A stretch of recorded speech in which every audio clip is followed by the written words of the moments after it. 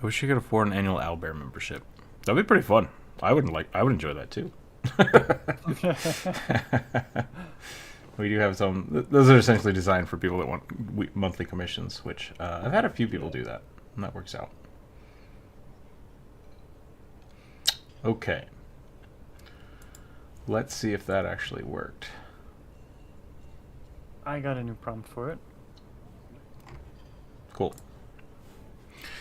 It technically ended the stream, but That's fine. I mean, the live stream is essentially the same link every time. It's just it's weird. It is weird. Yep, that was my bad. I changed the information on YouTube, and then I didn't change it on Restream, and Restream's like, no, I'm going to do my own thing. Oliver, welcome in. Happy late birthday. Thank you.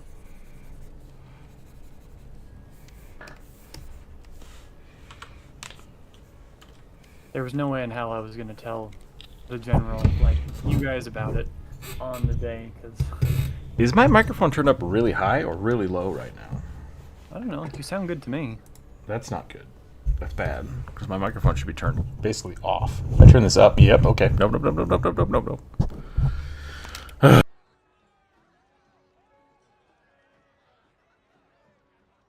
There we go. Okay. I'm going to leave it there.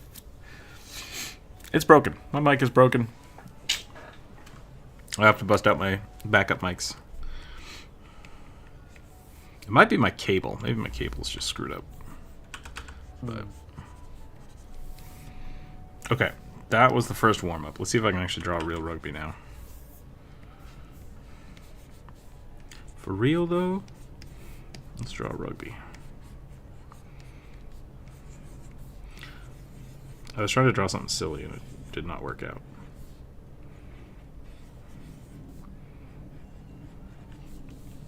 I have so little practice drawing silly things and cute little guys that like, if I try, I basically just give up.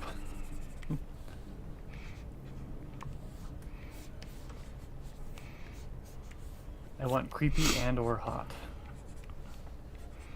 That's what I want to draw, but keep coming up rugby.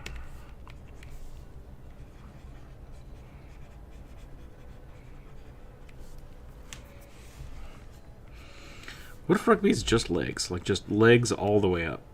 Many legs. Like I feel like we've had that conversation before. Mm-hmm. It's like a millipede. A millipede goblin.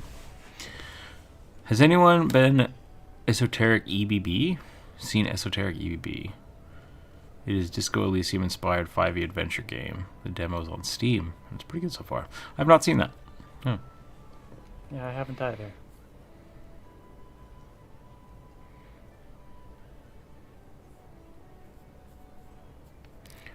Orthrandir! No, not broken mics. Yeah, my mic is taking a poop. Welcome in. How are you today?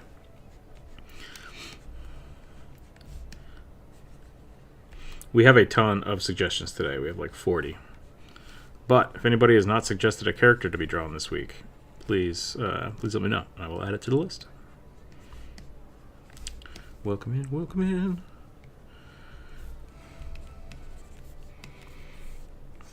I've been drawing a lot lately because I've been working on a few different commissions. So I feel pretty warmed up already, which is great. That's nice. So I think I might just jump into it. We also have so many that it might just benefit me to get started. Yeah. I started painting early. I say I feel comfortable, and then I like take a step back. It's like, what is wrong with this rugby? What's going on? Maybe I'm not warmed up. I don't think there's anything wrong with them. Your brush is maybe a little bit softer than usual. Yeah, it's a little bigger than it should be. Which is a good test. How's everyone's week so far? What is it? It's Wednesday now? the 17th. Oh, yeah.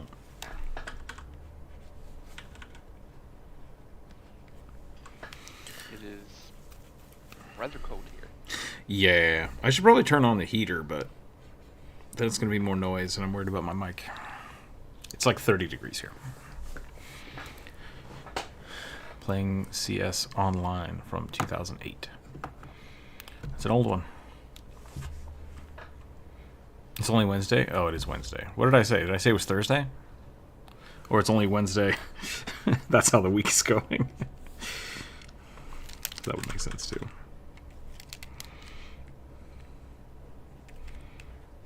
It's currently 25 Fahrenheit. Yuck. Here.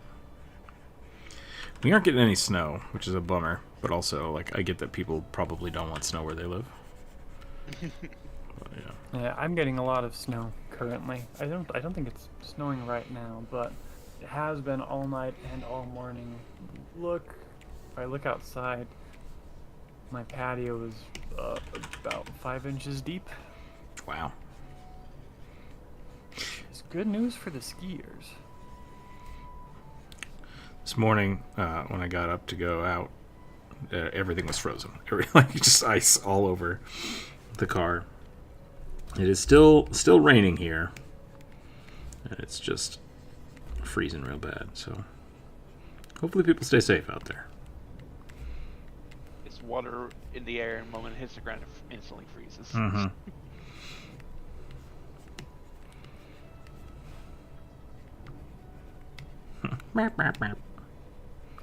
I've seen videos of people in Seattle trying to drive after freezing rain, and I'm scared for. It's just everything's on a hill. Everything is on a hill. Yeah.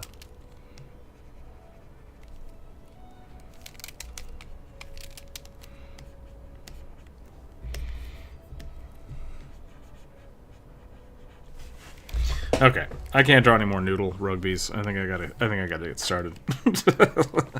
Let's get going. For those of you just joining us, Ted, welcome in. By the way, I don't know what you said, but welcome in. Fund Deer Valley employees snow more Utah.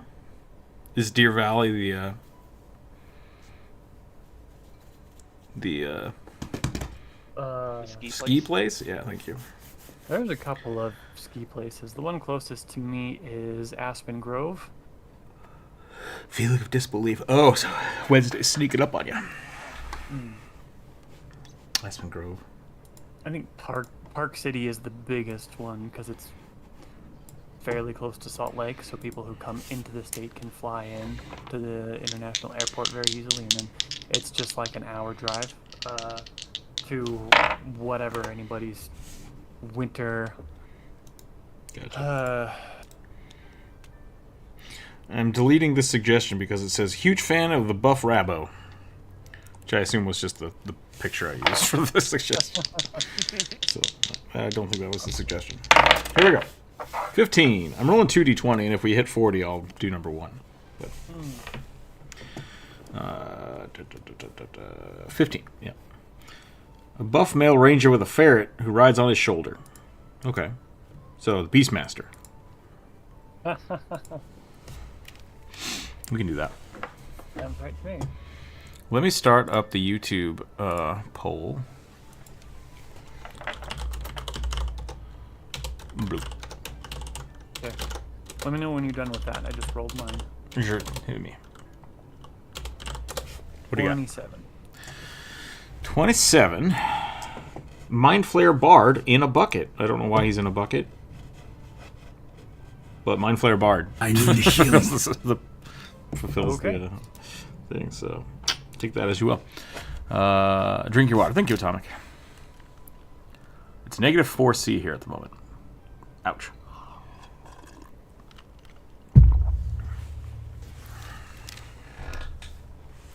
I was out chopping wood last week when it hit real cold.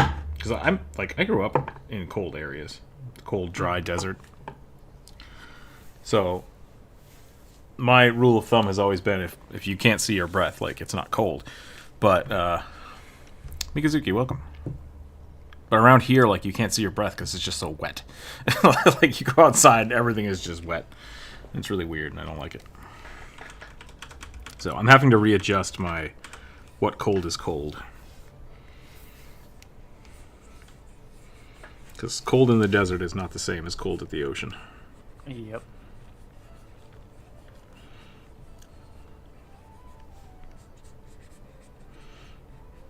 YouTube has kind of fixed itself, which is good. Wait, was this supposed to be a human? I think this is supposed to be a human. And I've been getting a whole ton of like how to draw YouTube shorts, which is great. I can't remember the artist, the guy that's doing them, but he does a bunch of like, this is how you fix this problem. And I've been watching him and just being like, dang it. I've been doing these things wrong for a long time, so never too old to learn and change things and edit things. So don't get discouraged with your art. The moment you think you are too old to learn anything new is kind of the moment you start to die inside. So.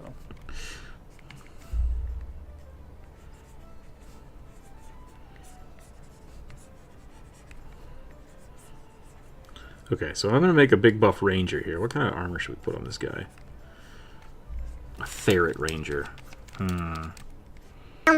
Maybe something for the ferret to hang on to? Give him like a big old...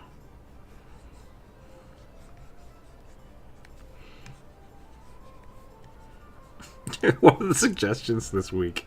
I don't know if it was unintentional shade or purposeful shade veiled as a compliment. Padded armor. We can do some padded armor.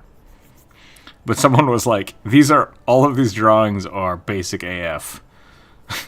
It was probably the suggestions, and I was like, I think that's just like being rude on purpose. But they followed it up with like, they're still good though, and it's like, okay, but why? So now I'm self-conscious about being too basic, but I do love basic. So I thought you were proud about loving to play human fighters. I do. Doesn't mean I want to make them look boring. So we're gonna try to get a little spicy with the armor this week, which means smaller drawings, but hopefully it'll be a little more interesting. A little more detail, a little less leg.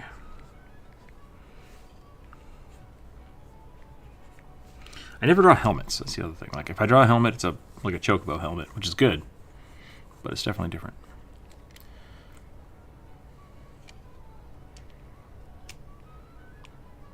Tribby, hello, welcome in.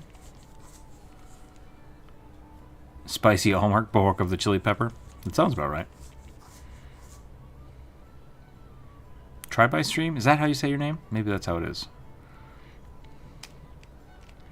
Welcome in, though. Hope you're doing well today. When they say when hell freezes over, I think that's what they meant. Okay. It took me a second. I'm like, what? Northwest? Yeah, the Pacific. I mean, I don't disagree. Coldest. No, I like the Pacific Northwest pretty good, actually. Oh yeah, Montana, Wyoming gets real cold. We'll just put that out there. Like, it gets real cold. Sure. Canada probably gets them beat. Yep. I am more comfortable with the weather in Alaska than the weather around any of the Great Lakes.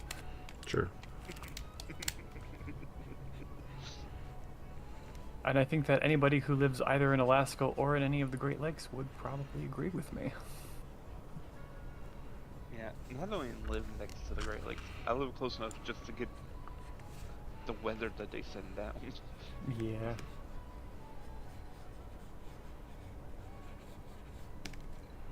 I get bad enough lake effect from the Great Salt Lake to know that it's got to be worse anywhere where evaporation is. Northern Idaho is pretty interesting.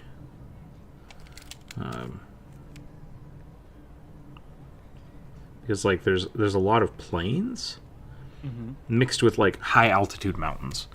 Yeah. What are we drawing right now? I am drawing a human ranger with a ferret, which I've not yet gotten to the ferret. And Druid is drawing a mind flayer and a bucket. Yep. Mind flayer, bard, and a bucket. Mind flayer, bard, and a bucket, that's right. I think I need some bass guitar reference, because that's the instrument I've decided to give them. Not solely for the alliteration, also because I thought it would be cool and funny.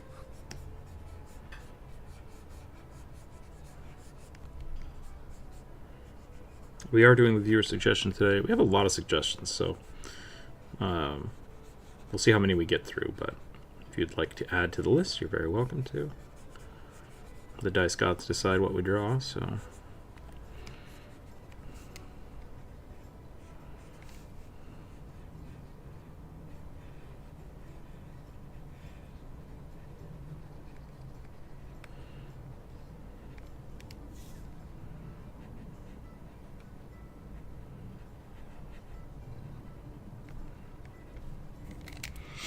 I gave him tiny face.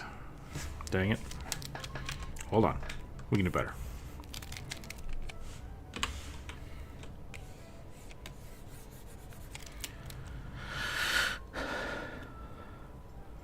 Let me find something and explain it badly? Ugh.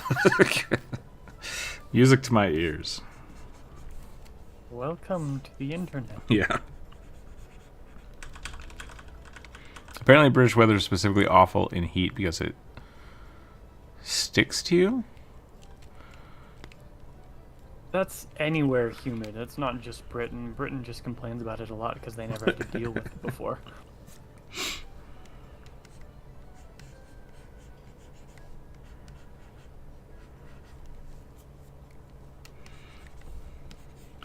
I remember But, yeah, there's sorry, some Britain, you're not special.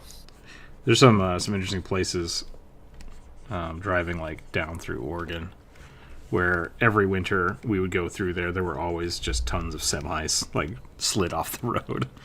And it's just like this has got to suck. Like it's awful. It just gets too windy, starts pushing you around. Yeah, yeah. What a ferret ranger look like? Would they have little like scratches on their faces? Would they have a beard? I think they might have a beard.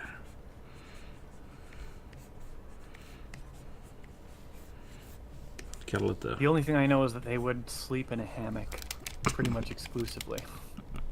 hammock noodles. Yeah. British don't get hot. It's cold in muggy places. We complain when we're hot, and we complain when we're cold. I mean, I can do that too. I live in a desert, in a high desert in the western United States, so.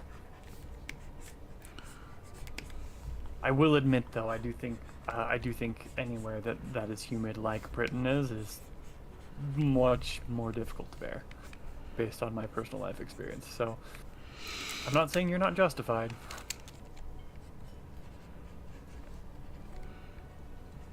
Just that everyone complains about their weather. Yeah. It is the universal human experience.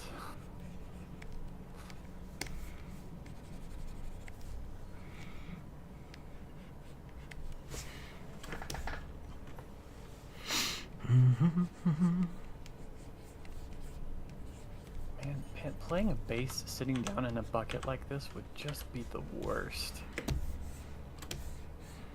Bass bucket. Alright, like... Anybody who has more experience playing a bass than me, correct me if I'm wrong, but don't you have to, like, brace yourself and like, stand basically very still because the vibrations are really low and they just, like, rock you? Are you talking about a stand-up bass? Stand-up bass or bass no. guitar? Because bass guitar, no, you can let those things fly all over the place. Talking about bass guitar. Oh, Yeah. I mean, maybe electric the one bass time guitars don't vibrate that much because it's all in the amp. Maybe my experience, just the person who had set it up for me, had the amp turned too high. Were you sitting on the amp? No, Okay. I was standing in front of the amp, Yeah, that'll do it. and I felt it in my balls. Sure. That sounds right.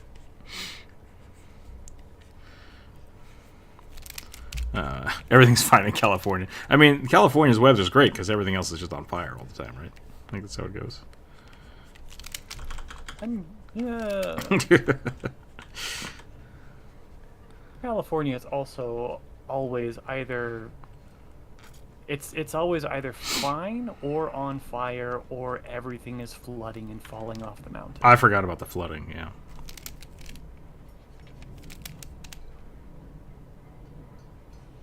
It's just another massive desert. I think you misspelled fire with an N. Oh, everything's fine. You got it. California's fine, actually. Everything's fire. California's fire.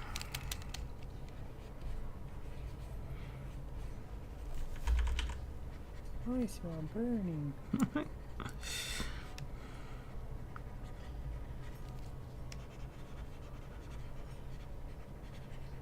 And what they probably meant is California is fine, like the dog sitting in the burning room meme. Man, I love that meme. It's a good one. There's like an Eldritch version of it. Yeah. I love the Eldritch version. Everything's tentacles. Everything's fine.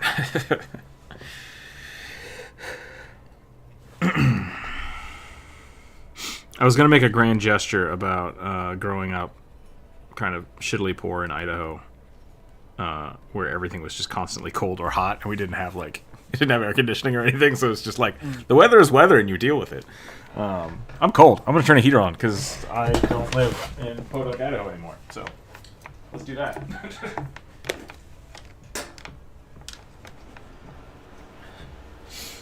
Skip Cat can have the heater. I'm okay with that. Should probably light a fire up again. My fireplace has been going nonstop for like a week, which is good. But I didn't light it today because I woke up too early. So I might do that halfway through the stream. We'll see. We'll see how cold it gets. It's not too bad right now.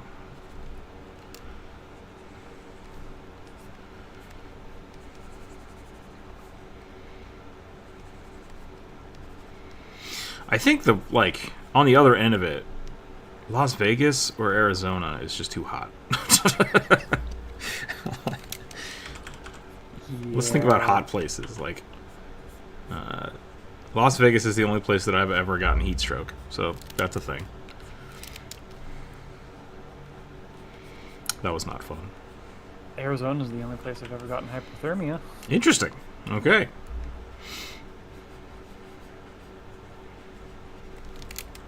I got a message from my Florida friends today. And it's like 50 degrees there, and they're like, "Why is it so cold?" I was like, Babies.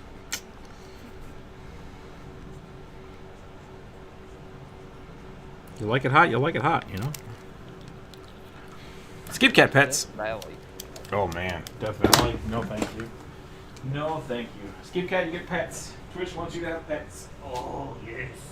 Warm you get. Oh, goodness.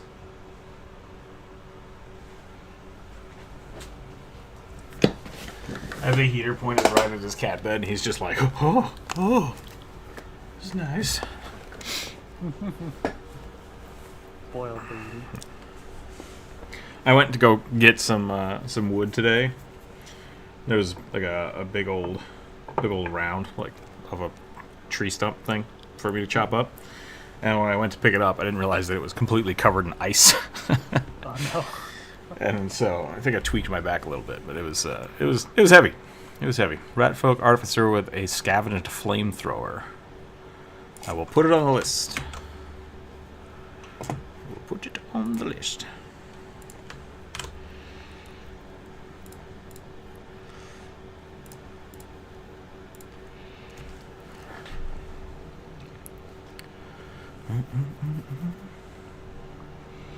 How is everybody dealing with the cold snap?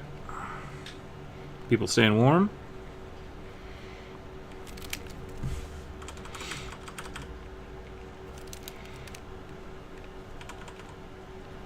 People got heaters, campfires, barbecues, generators.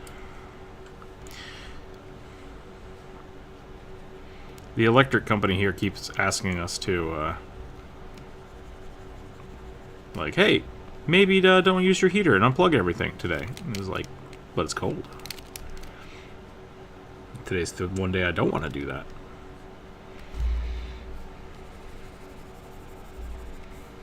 I forgot to draw the ferret.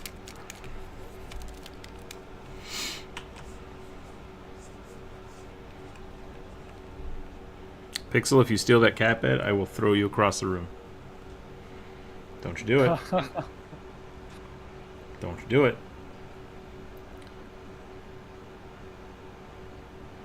But I'm you. Oh, we can submit our characters? Yeah. Yeah, you're very welcome to submit a character. Just make sure it follows the rules, which is one sentence, like race, class, and then yeah. Keep it simple. One per week. One per week, yep.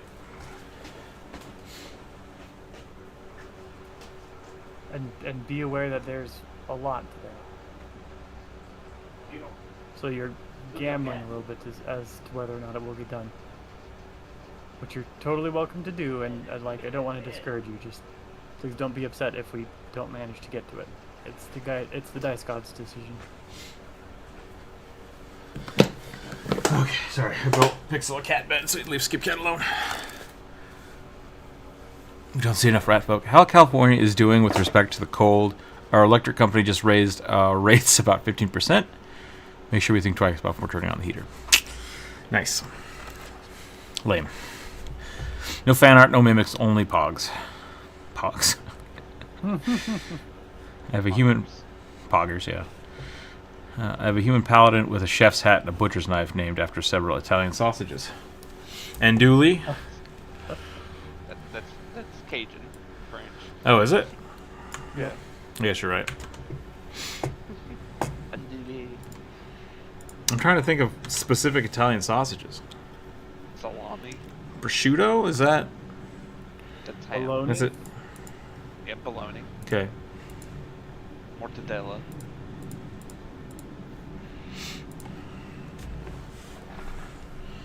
Capicola? Pepperoni. What's the sweet one with fennel in it? Sausage? Yes, but it has a name. I just know it's sweet Italian sausage, that's all I know.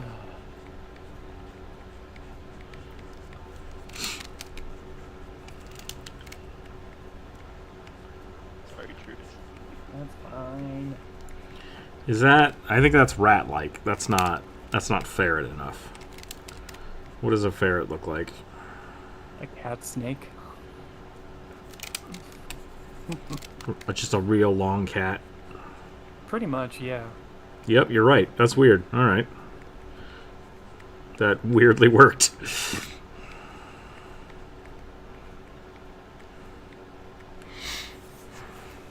Ah! Lario Palladini.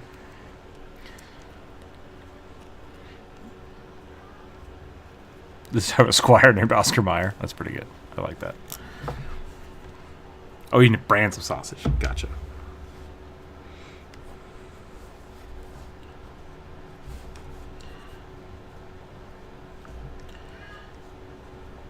Can you guys hear that? Nope. Pixel is in the other room, yowling, trying to convince Skip Cat to come see what's going on so we can steal his bed.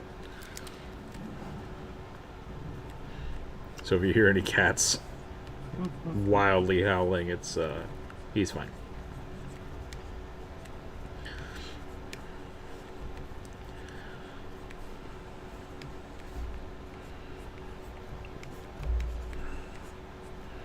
Pay no attention to the cat behind the counter.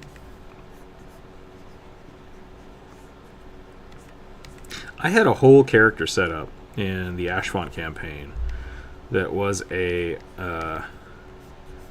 dragon disguised as a cat, and nobody gave a shit. Like, nobody cared about him. I mean, most people play the dragon NPCs as cats, or as cat-like anyway. Well, this was... I'd learn how to train your dragon for that. That's fair. This was legitimate, just a cat, but it seemed really evil and could talk. And my Still players cat. were like, whatever. It's just a weird cat. I was like, alright. And I wrote it out of the story. Because nobody cared. Were they aware it was a dragon? I had alluded to it being something that was not a cat. Spoilers, it was a dragon. But Not to totally dish your players, but they may just were not picking up what you were putting down. yeah. They basically just assumed it was evil and decided to just ignore it completely.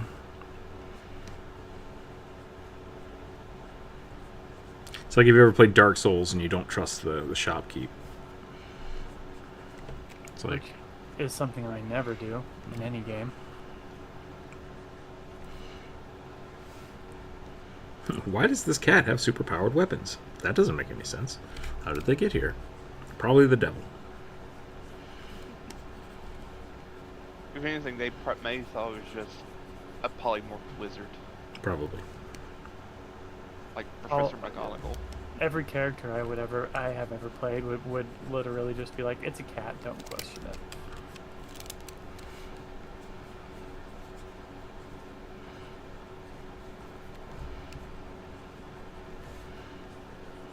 Was this supposed to be like super beefy?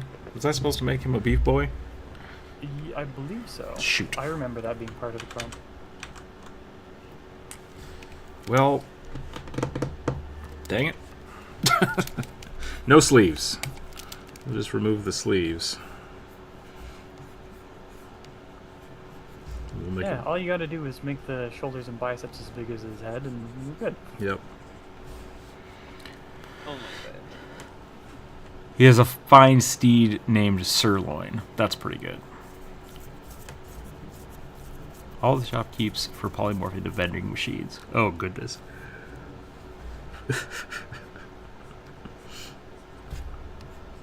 That's not a bad tip, though, if you're if you don't want to have to come up with ideas for NPCs.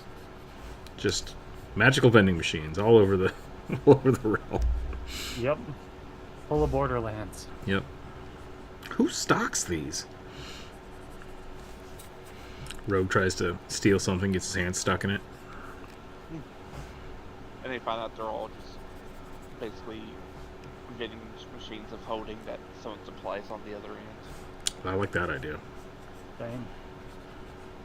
I mean, what's the use of being high enough level to create pocket dimensional spaces if you don't like actually use it for badass shit like that?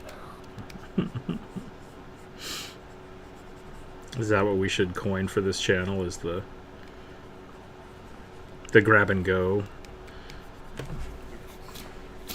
adventuring adventuring machines? Absolutely. I mean, I've done that.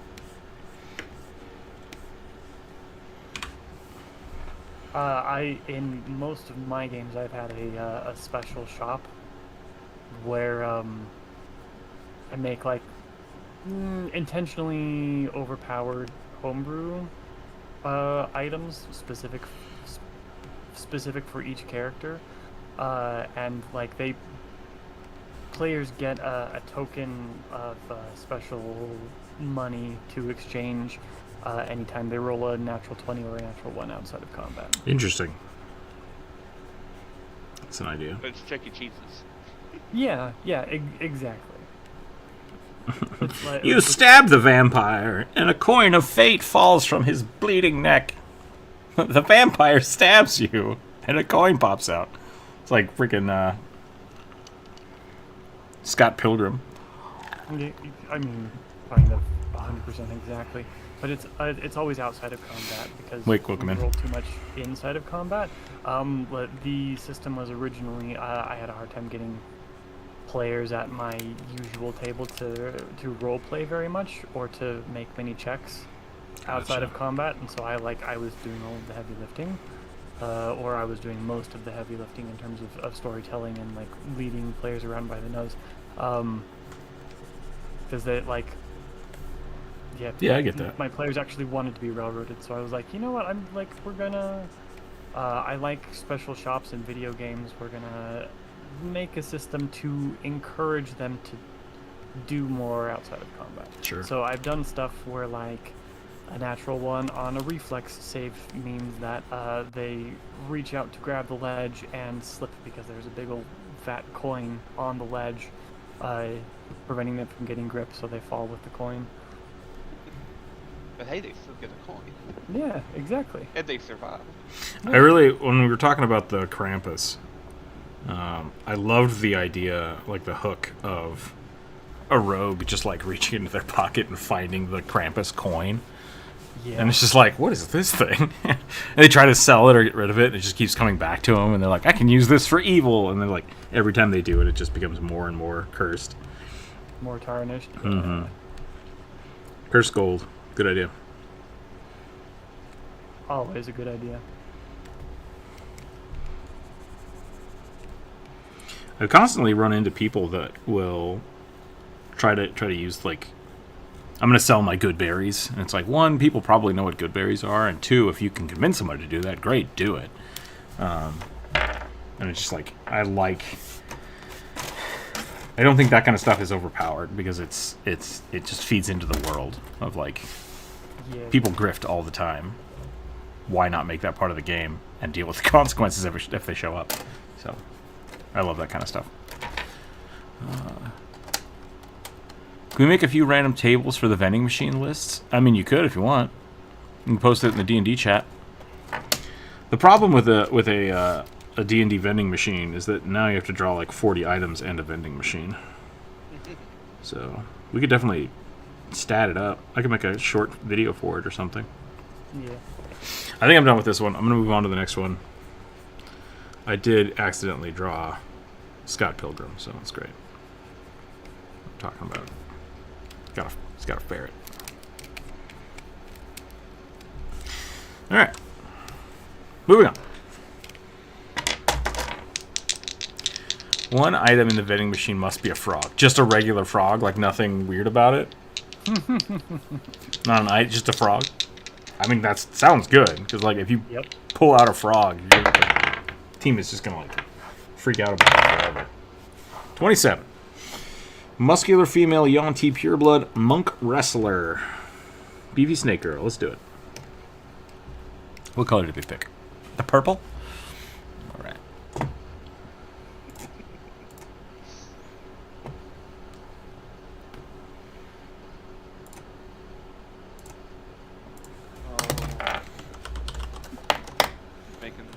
Pick up these pythons.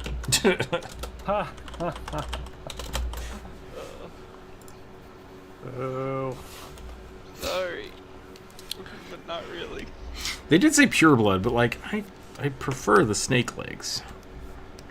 Purebloods are just people, though. Yep, with snake fingers. Yeah.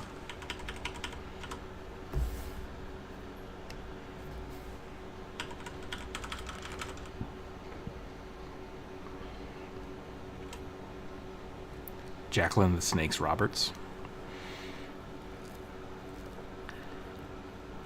They once tried to buy all the salt from a city because they were wanting to use a spell that required salt. The prices for it were outrageous. 250 gold for like a kilogram of salt. That seems... That's weird.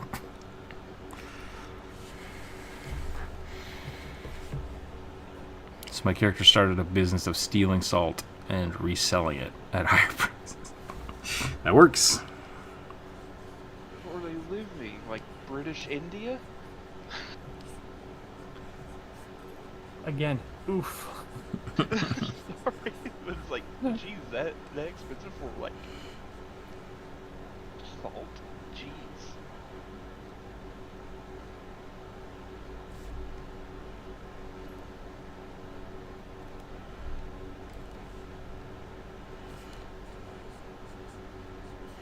Should I give her hair? I think yes. She is a monk. She's supposed to be pretty beefy, so we'll go a little more angular than normal. And because she's a monk, we can give her a nice top bun. A very well-disciplined haircut.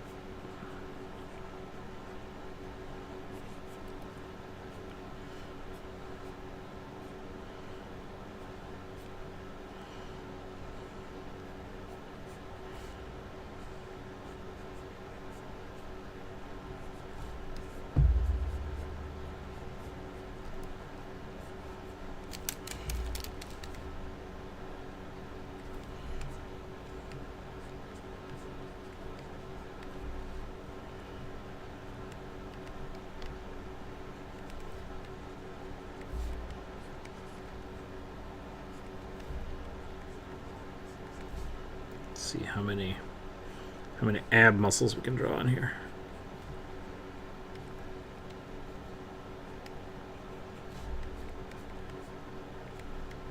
Any new games coming out? People excited for? Helldivers. Another Helldivers comes out next month, I believe, which I'm looking forward to.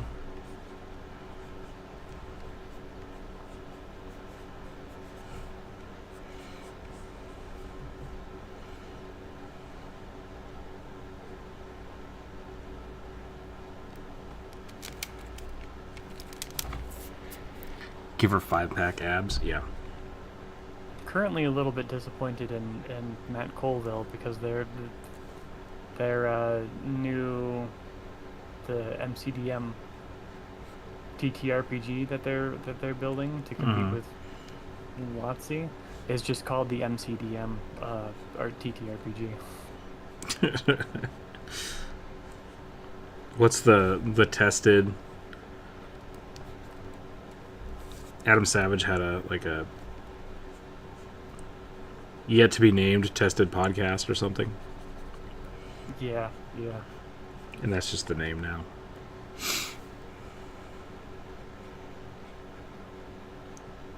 I guess what did we call? We called this the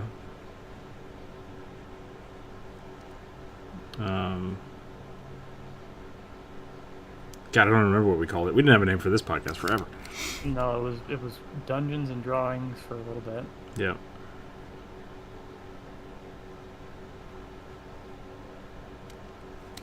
I've made her look like a fish on accident.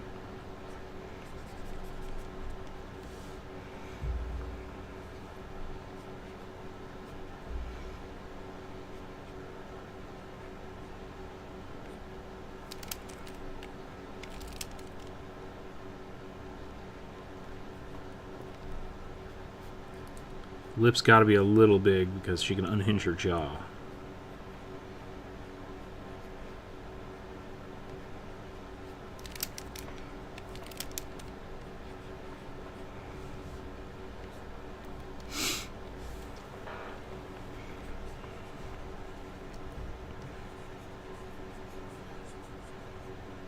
You know, big old snake mitts.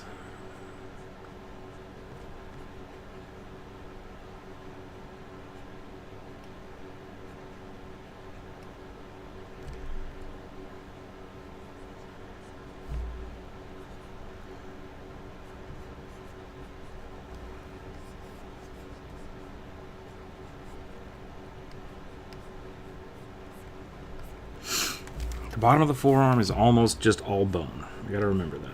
Almost all bone.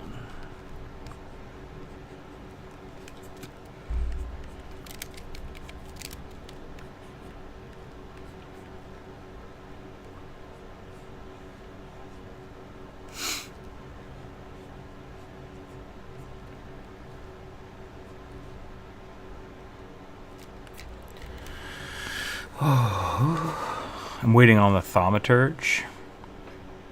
Is that still only in the beta? I thought it was out now.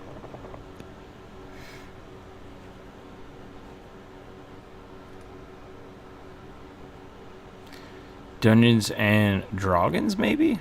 We tried a few little ones, yeah. Dragons and Drawings, Dungeons and Drawings. I think Dungeons and Drawings was taken. Shadow of the Forbidden Gods is coming out in early access soon. Nice. They haven't named it publicly yet, but they're anticipating its name when they announce their launch. Got it. Gotcha. Welcome back, Oliver.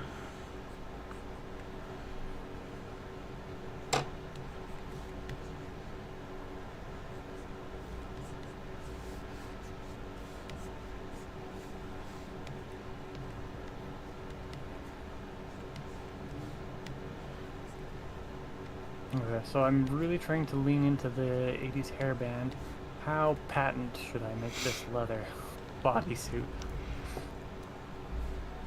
On the squid? Yeah. Are leather bodysuits a 80s thing? I guess not necessarily. I just kind of I associate them with kind of a hairband sort of aesthetic, though. I'm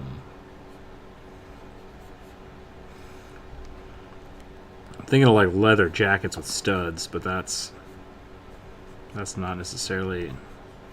Maybe it's a hairband thing.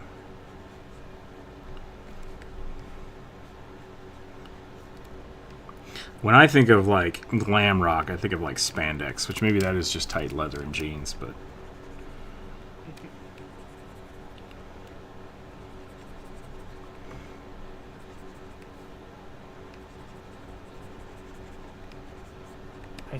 I suppose so. I guess I'm thinking kind of like Kiss. sure, okay. That would be a big leather bodysuit. I could see that.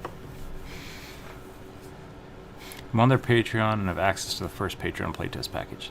If Druid wants to try it. Oh, nice. I don't know what Shadows of the Forbidden God thing is. Is that part of Matt Coville's thing? Is that what you're talking about with the name?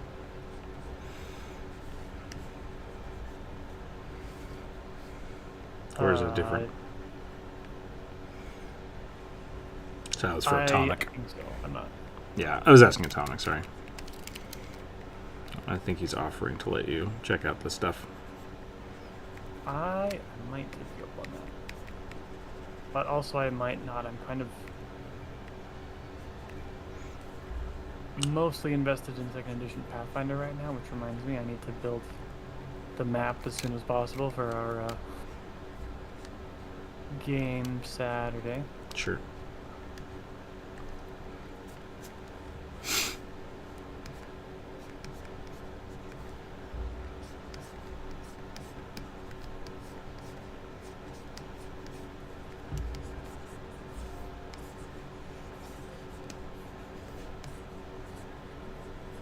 I think we're going to play Pathfinder tonight, so it might be Okay, down.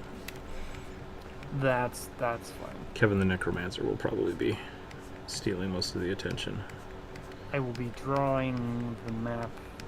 I don't necessarily need to upload it yet, but Okay. I can do plenty of. I like to do most of my prep outside of Foundry, and then build whatever else I need in Foundry. Gotcha. So I shouldn't need the server. That will work.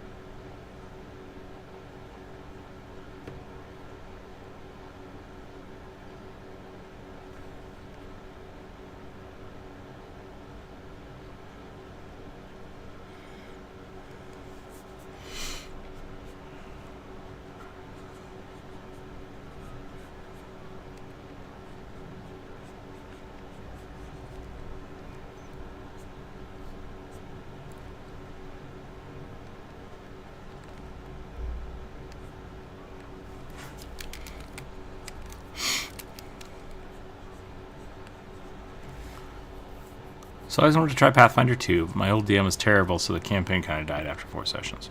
Pathfinder is really, really hard on your DM. Like, Yeah. it's a lot more DM heavy.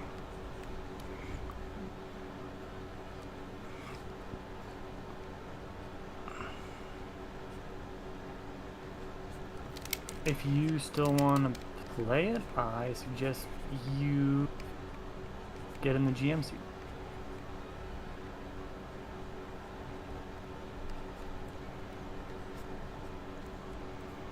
Yeah, I've had quite a few friends transfer over to being GMs, and I think there's a pretty big hesitation to it. but they've all had good experiences so far. I think maybe one of them is just like, nope, I'm not going to do that. But as much as we just said that Pathfinder 2 is a lot more GM heavy, if you've got a little bit of time to put into it, I do still think it's very doable. oh yeah, like writing a story and stuff is the same, regardless of what you're doing. But with Pathfinder 2nd Edition, there's a lot more action tracking and stuff for the DM during play. So it's just more complicated. So I would recommend trying like 5e first. But after that, Pathfinder is definitely doable. College of Valor Bard with War Drums. Can add that to the list.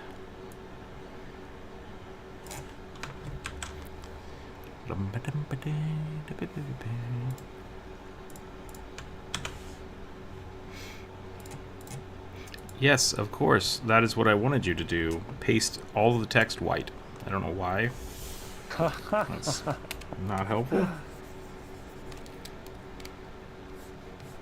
I really, really want to go snake legs, but I'm just not going to draw the legs. There's something wrong with this body here. This arm goes here. Its arm is too short. This arm is too short. Goes to elbow. Elbow go to here, and then hand.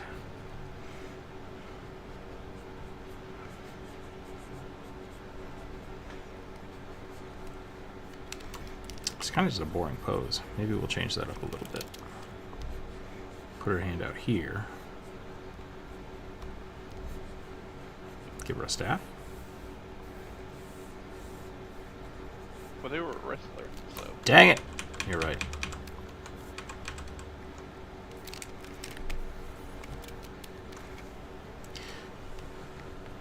I do think the hand pose is just kind of boring, so we'll go something like this. Alright, chat, what color does this axe need to be? I'm thinking either electric blue or cherry red. Oh boy. Cherry ball. Cherry ball.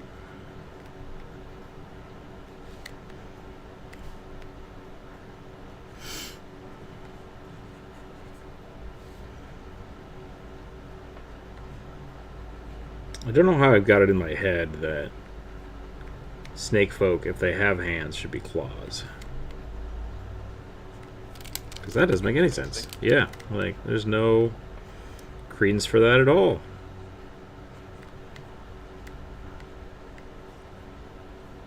Well, they are reptilian, and I suppose. every reptile with toes has claws. So I wouldn't say there's no precedent for it. It's just you have to search for the precedent for it. That's Sure. all. Okay. I can be satiated with that.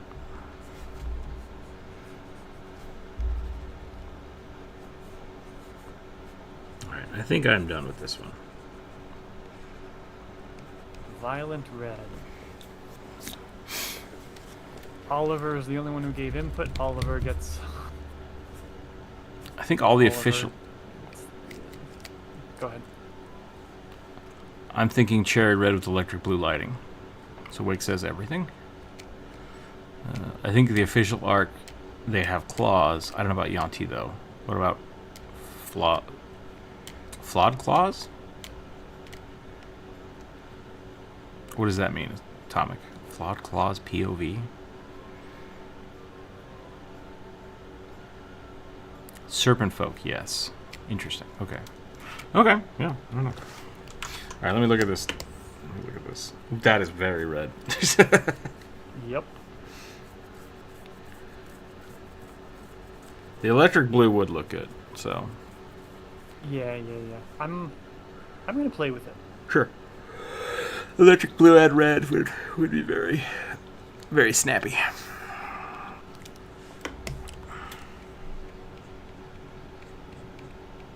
Again, it's a bard, so we gotta make them vibrant somehow. Yeah. That's fair. And I don't do it with my sketch, I do it with colors. So Okay. that's where we're going. Sounds good. I like it. I'm going to go ahead and draw the next one here before I get too distracted with noodly bits. Oh, electric blue lightning. I read that as lighting, and I was just like, why? But yeah, I think that's smart. The loot, like lightning bolt. I think that's smart. 21. Human vengeance paladin of Ilmater wielding a two-handed weapon. Ilmater is the god of the rack. He punishes people who torture people. So kind of, yeah. Martyr god, but also god of vengeance, which is weird. Like, I never really saw him like as a vengeance god. well, like he does like you don't no. You're right. He's not necessarily the god of vengeance, but he punishes people who are cruel, which is weird. So it's kind of more of like a justice thing than like direct vengeance. But I don't know. It all in my mind it always kind of falls in the same place.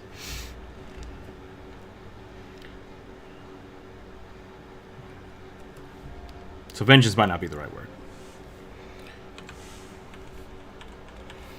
What color are we doing? Purple. Purple again. That is fine. Ooh, by a lot. I like it. We might have a lot of purples today.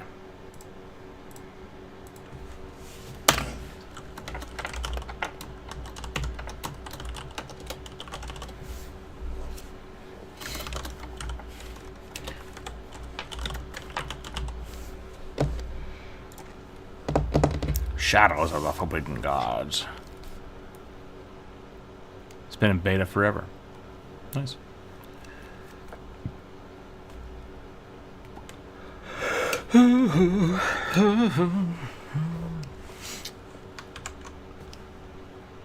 Human Vengeance Paladin.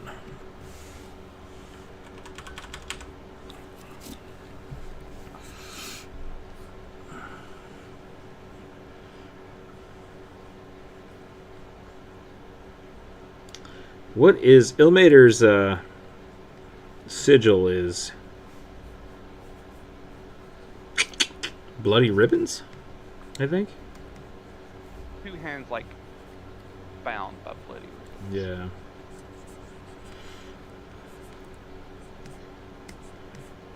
So I think we're gonna go.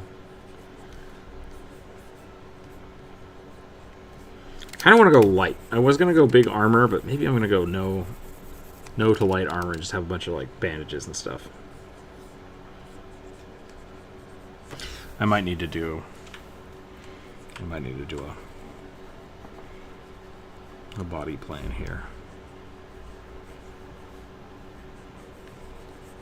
Oh, weird. That's really cool looking. I love the watercolor wash look for backgrounds, and I'm not good at making them, so that's something I want to get better at. And make like my own reservoir of them.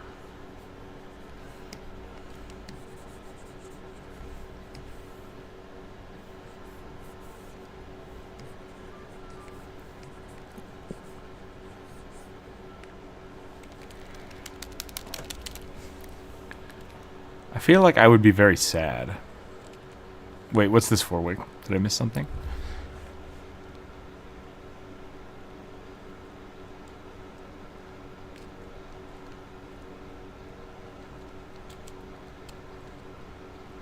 Oh, imagine you're a bear in the Stone Age. Yeah, that's a weird thought. I don't know if bears think like that. That's what we call anthropomorphizing, and what's the other word? Giving human traits to animals.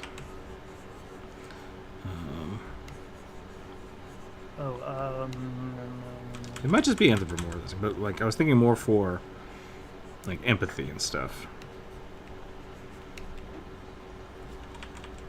Yeah, my brain can't remember the word. I know what you're talking about, though.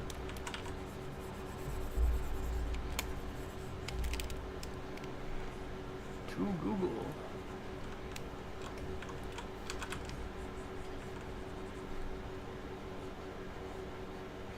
That dog's worried about his taxes. Probably not. Probably not worried about his taxes. He might be.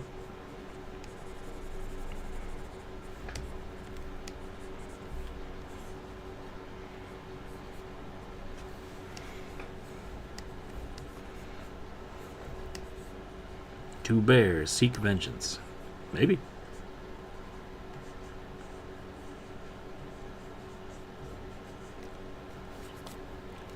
Yeah, but any creature can be vindictive. That is not just a human trait. Oh, yeah. No.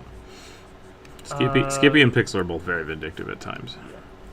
Google says it is just anthropomorphism. Okay.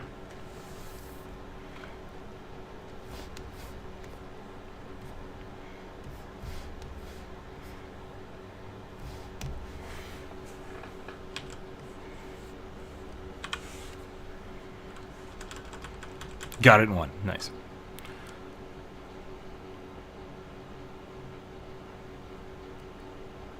Personification? I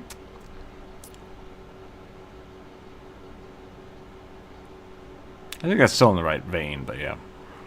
Yeah, there is another word that I was thinking of, and that I think you were thinking of. But anthropomorphizing works.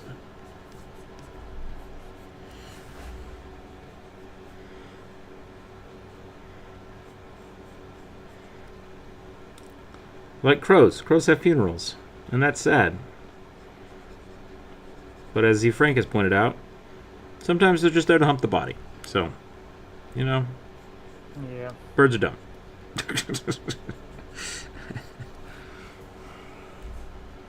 And more than a little gross. Yeah. In lots of ways, not just the necrophilia sort of way.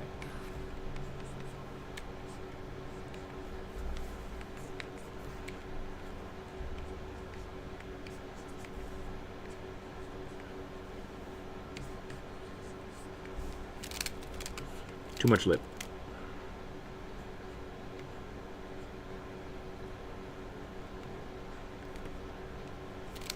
Still too much lip. There we go.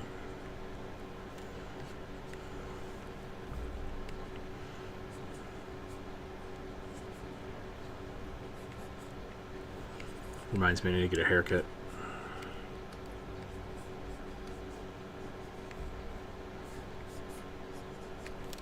Maybe I should give him a helmet.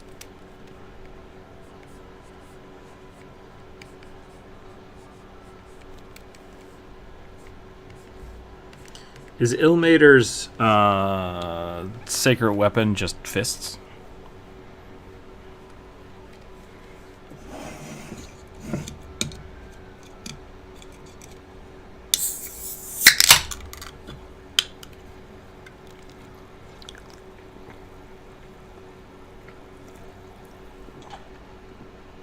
I literally know nothing about that. I think the other interesting concept of that is, sorry, I'm not trying to pick on you, Oliver. This is actually, this is an interesting conversation I've actually had a few times. Like, if you were a ranger or a druid, is it okay for you to wear the skin and or antlers of the deer that raised you? Because that's depicted a lot in different, like, shows and animes and stories. So, like, if you respect all the animals, is it okay to wear, like, a bear cloak, right? I think, yes. I think it's totally fine. Because I think the morality of, like, the only way to celebrate somebody's life is to bury them is a very human thing. So, yeah, like, using the teeth or claws of an animal that cared for you or you cared for, I think makes a lot of sense. Like the Cubone skull.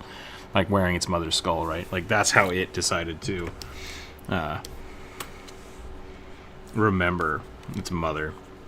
And while it's very creepy and scary to us, like that's bear morality might be different. So It's also like not what you're talking about for like air quotes perspective of corpse is not even particularly human. It's specifically Western culture Sure. human. There are lots of different ways. Lots of different cultures have respected bodies that seem pretty morose by our Western sensibilities.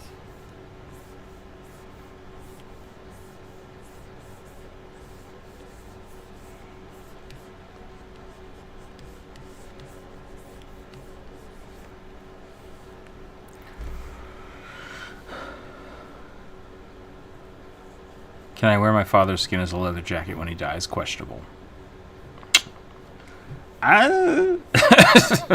Check your local ordinances. Yep. I think that's humans taking on animal traits, though. Oh, that's theranthropy? Okay. I think bears would only care about the bare necessities of it. Of life. Yeah. Might be more upset about stealing your fruit and your prickly pears.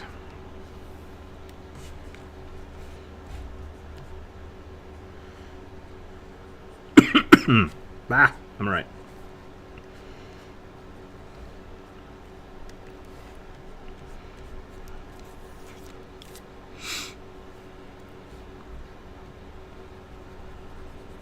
This is feeling too much monk.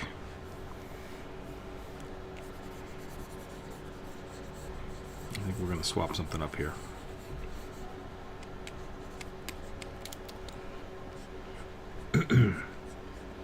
Dang it. Got a tickle in my throat.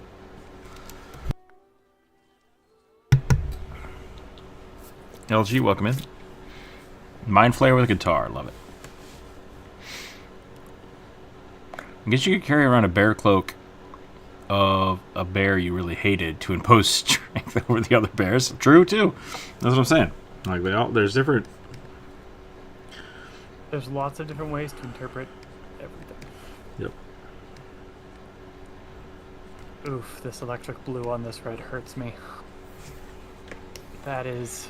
That's it, man. That's the 70s. Yep. It's making my eyes bleed having to color this in. Not literally, but it feels like it.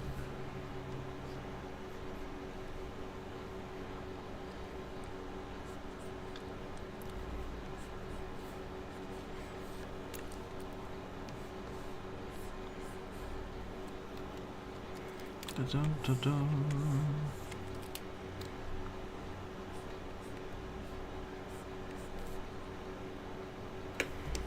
don't know what I've done here. I was trying to make a cool helmet, and I didn't actually think about what I was drawing. I just kind of let it go. Didn't turn out well.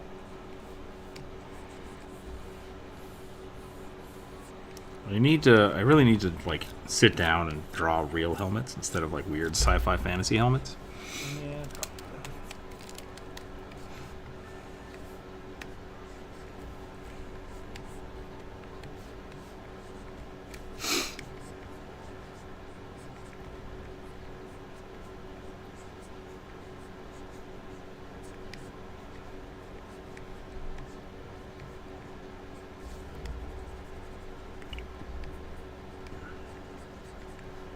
hello, Toppin Seatsy? Toppin, welcome in. No idea how to pronounce that.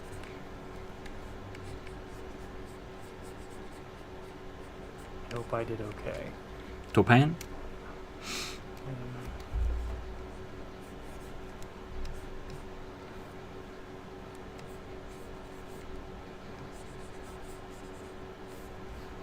As much as I deride and despise a lot of internet culture, I really love people's usernames.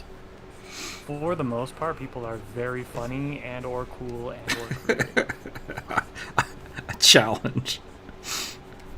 For the most part, the people in the communities that I choose to be a part of are very cool and or creative and or I can't contest that. funny. For every funny name there is in Final Fantasy XIV, there's like 3 people named Sephiroth 4. Ugh. Okay. Or, I mean, the worst one, really what you should do is you should go to like a Minecraft server and just look at the names of the people who are hosting things. Because there's always somebody named like Jesus Butt or something to that effect. Yeah, but I mean, I find that funny. That's fair. That's fair.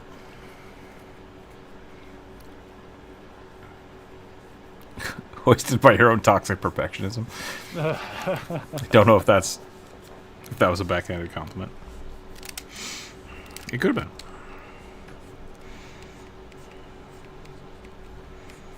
What is a petard? And why do you hoist yourself by them? I think it's some sort of mech component. Okay.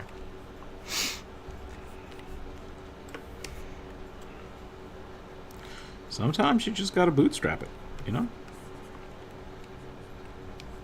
Alright, I gotta shiny up this leather jumpsuit. And then I think I'm done. Sweet.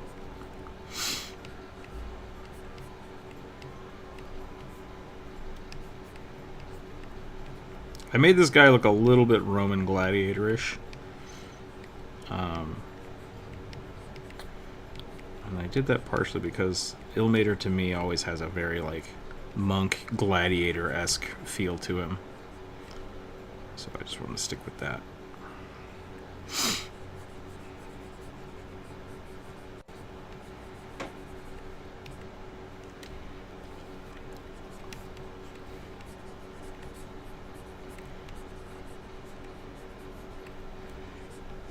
I asked the community last week, like, what makes a paladin a paladin? Mm-hmm. And everybody gave me a different answer. Like, everybody had something different. So I'm less interested now in the, like, what's an iconic paladin? I'm thinking more about, like, what are kind of the non-traditional paladins? And the more I think about it, like, I really like the way that Pathfinder 2nd Edition went with it, because really, a cleric could become a paladin. A warlock could become a paladin. Mm-hmm. And mechanically, like, the kind of divine champion should be its own thing. But the paladin, like, nomenclature of gaining a boon from a deity for a cause, I think might be better seen as something to grant to people, instead of it being, like, the main focus of the build. So... Mm-hmm. So I'm looking more at, like, yeah, non-traditional paladins, just as a kind of a thought experiment. Like a gladiator becoming a paladin seems really cool to me. Okay, so a petard is a open-faced bomb, basically. It's a proto-cannon that was used to blast down doors or walls in sieges. Okay. So being hoisted by one's own petard is to literally to set up a petard, do it incorrectly, and to get caught. Blow yourself up with it? Yeah, to kill yourself with your own bomb. Gotcha. Funny. I mean, that's not funny, but, like, the way it's used, I would have thought it was, like, yeah, catching yourself on your own britches or something. Which is... Yeah. I thought it was hanging yourself by your own tie. By your own necktie. Makes sense to me.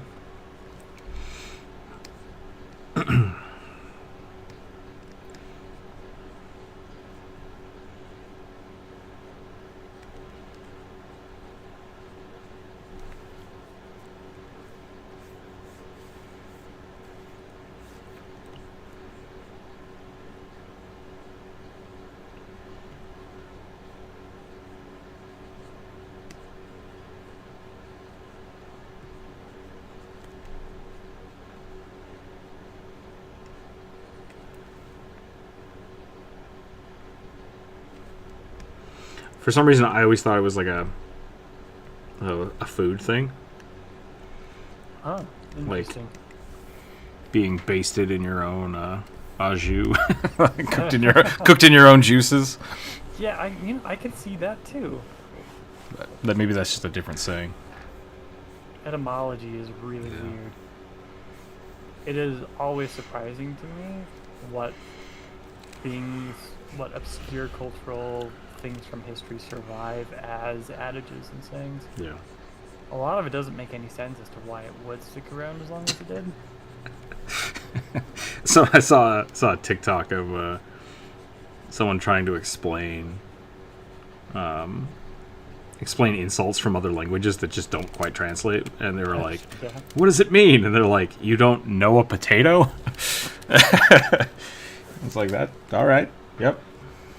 Great.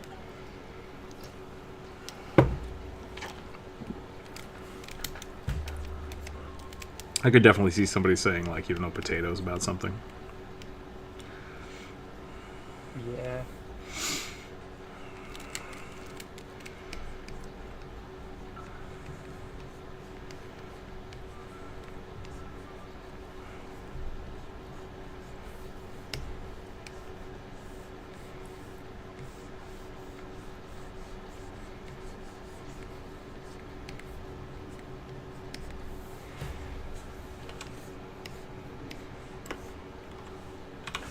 I don't know what I've done to this arm, but it's all kinds of janky now. It's basically your plans backfiring. Plans backfiring, yeah. There's a bunch of idioms and sayings over here, as I'm sure you do. A bit pantsed. That's a Britishism I've heard before. Okay.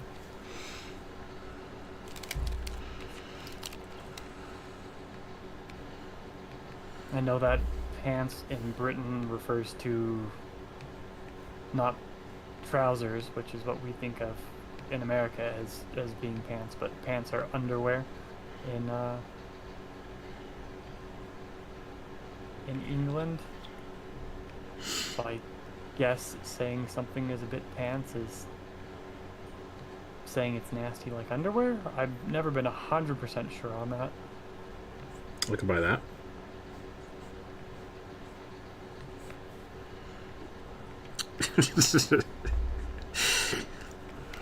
Saren raised titties. That's all I gotta say.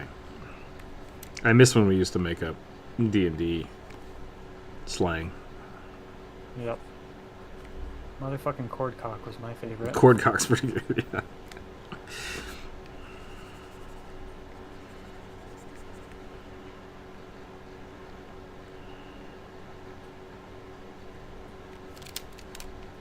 Great, Odin's Raven. Still great. Remember when we didn't have memes and we had to make movies to have memes? Yeah. He punted Baxter. So good. Hey, Baxter. I mean, We still do that, but I'm just saying, like, yeah. for all those people when I was in high school that were just like, I can quote everything from Monty Python's Holy Grail. They were just memeing. Like, yeah, like you're just memeing it because that's all we had. Yep. Now we can meme anything. Yeah. I still think it's really funny that people think meme is a new idea. Is the word meme is, I think it was coined in the 1800s. Yeah. Right. A meme is specifically an earworm. It's an idea or phrase that gets passed through society and basically has its own sort of evolution. It behaves evolutionarily like an organism.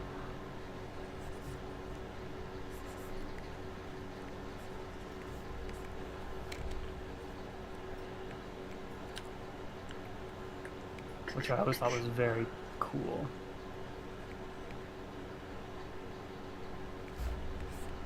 Did you watch the Game Grumps last night?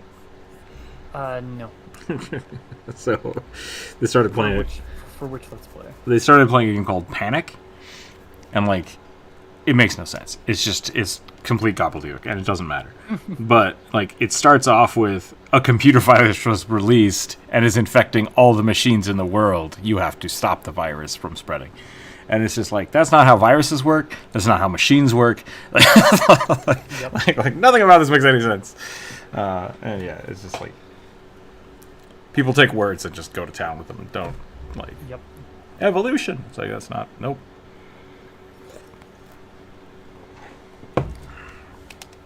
I don't think that means what you think it means.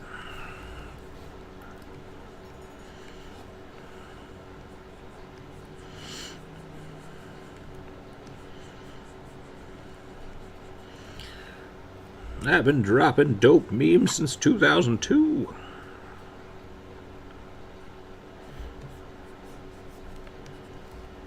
Can you imagine? Can you just imagine that? Like, your grandparents, I guess, Gen Z as grandparents. Let me show you my Instagram full of dope memes.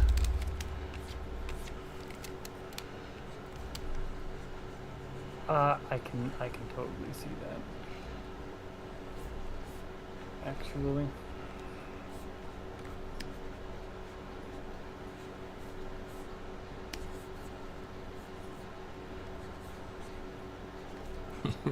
Your grandma was a... I'm not gonna finish that joke. You guys can go watch Nick Swartzen all you want.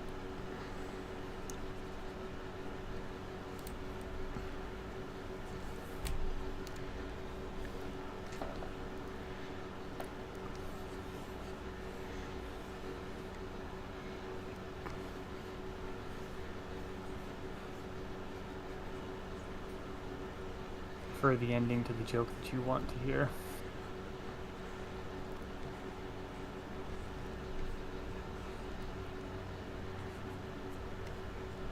I think I'm more or less done. Same. Want a few more ribbons. It's pretty good. You too can have Druid commission a piece of artwork.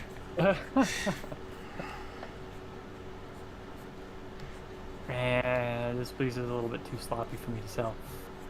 I mean, you could. I think it's good. It's fine as long as you don't zoom in on it. You could charge $40 for that. Yeah, probably.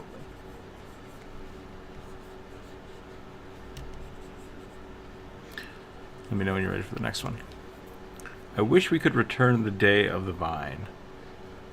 What does that mean? I've heard that a lot. Vine was...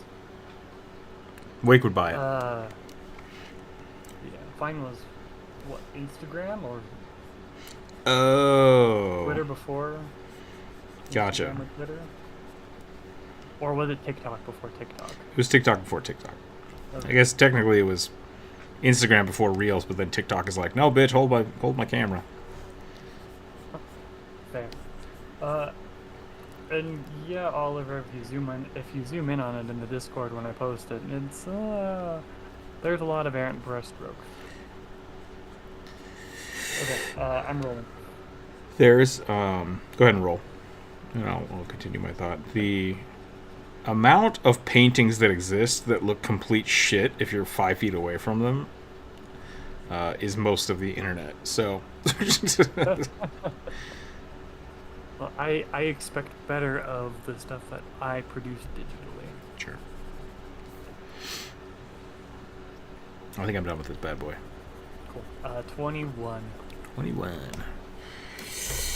I'm running high. I think this is from 2 weeks ago, but that's okay. They resubmitted it. Mm-hmm. Ice Dice Mice, a group of 7 mice that make up a single ice wizard who each have polyhedra on their wizard's hats. So it's I don't know if you want to draw that. That is 7 characters. It sounds like 7 characters. It's a single ice wizard that is made out of 7 mice with dice on their hats. So, do you want to draw a mouse with a single hat with a die on it? I think that would be fair. Saucy Seas, welcome. Let me think for a minute. Or do you want to re-roll? You are not bound to the dice gods. Fair. Let me consider it. 'Kay. Because, before you delete it, let me consider it. I might have an idea of how I would do this. Okay. Saucy Seas, I don't know if the chatbot, it looks like the chatbot is not working. If you would like to look at commissions, you can check out the Discord, and we have a picture set up there. I'm not sure if that is working. I'll have to check that real quick. Let me see if my extensions. Did you go to sleep again, bot? Please to fix yourself.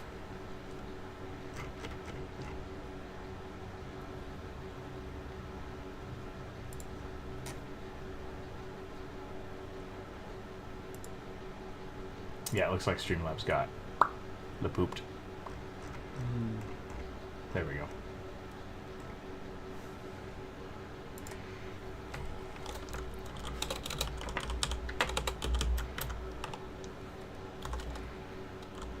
Yeah, none of the bots are working. So thank you for checking that. I appreciate you.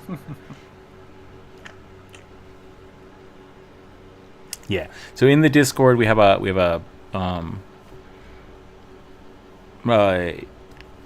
commission artist tab. You just have to check the little green box that you're not a bot, and then you're in the Discord. And within that commission artist tab, I think there's 3 or 4 of us there that you can talk to. And then if you do want to commission us, you can just contact us directly. I'm a few weeks out, I think, but I might have space for one more, depending. And we'll see what happens. I'm going to roll some things here. Yep. I think I've decided I do want a different one. I think I've decided that 7 mice. Did someone just ooh-woo me? Atomic? That's fine. I'll draw the ice mice, because I think it's kind of funny and I have an idea for it. Okay. So go ahead and roll again, and I will take that one over. Okay. Sounds good. 19. 19. Human barbarian that is half centaur, half minotaur, but was born with just a normal-looking human. Human barbarian. Okay. Once something's a mimic, everything's a mimic. Yep. Yep, that's how it works. A minotaur-themed horse person. That is just a person. Yep. Merge that down. Turn that off. We're going to be drawn in blue this time.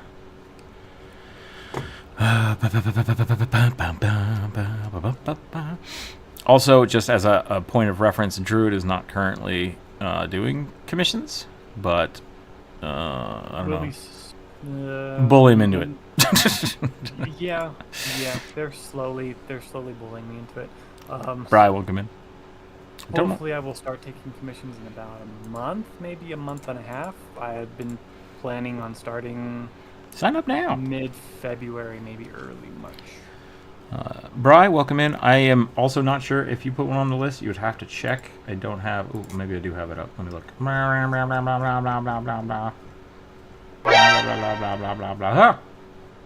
They caught us. I do not see one. So if you do want to suggest one, you can suggest one. You just did. Okay. That's crap. Now I have to go back. Can you post it in chat? Otherwise, I have to dig for it on YouTube again. The second set of lungs are in the buttocks. Moniker? What are you talking about? Oh, because they're a centaur? They still have the centaur lungs? Atomic, thank you for playing with the soundboard. I appreciate it.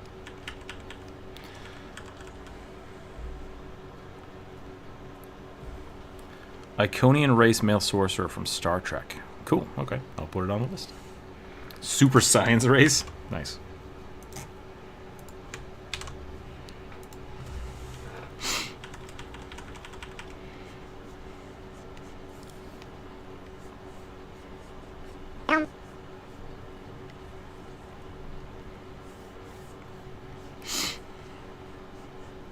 I will always try to draw a mouse wizard. I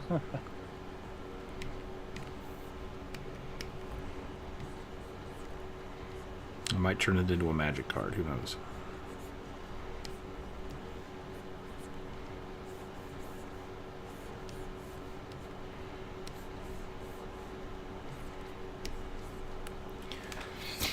Science! Hope your day's going well, Brian. Yes. Moniker, I'm very... Oh, no. We figured it out. Sorry. I was like, what does yes mean? And then I read the other comment and I forgot that we'd already figured it out. Yes. How are you doing today? Hope you're doing well. Yoshi tongue.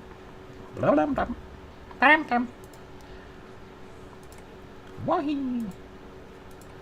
Man, I played through Mario Wonder. Yeah. And it's a great game.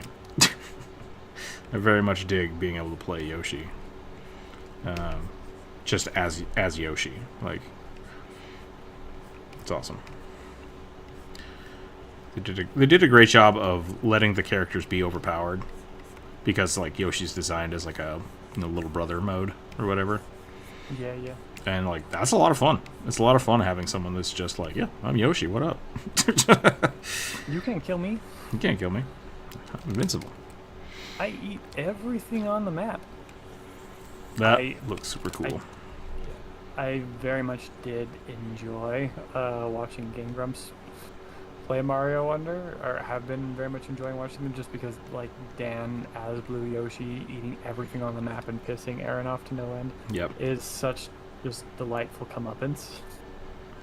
What was the other part of that was really funny? It's just like the weird thing that does happen is I was playing with some family members, and so there would be times when, like, the 5-year-old would become the star member or the crown carrier, and it's just like, oh god, the camera's everywhere.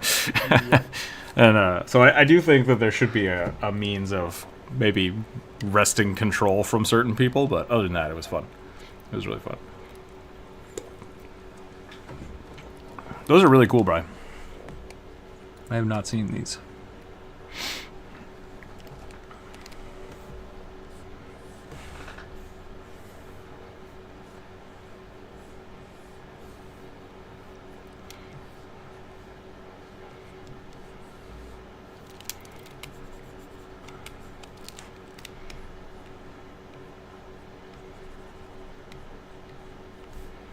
It is I, the Mouse Wizard.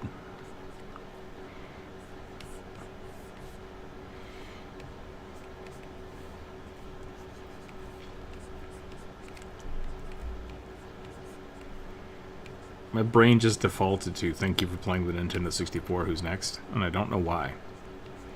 I'm really trying to figure that out.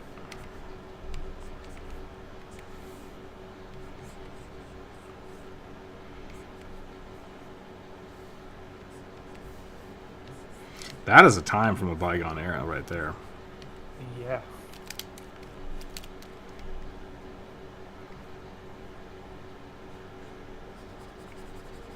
Do they still have game systems just in stores that you can play? Is that a thing? I don't know. I haven't been to a game store. I mean, this is like, I used to go to like Shopko and Target and just hang out in their electronics section to play games. Ferris are running rampant today. I have to go. Oh, no problem. Thanks for stopping by. May the dice gods be in your favor.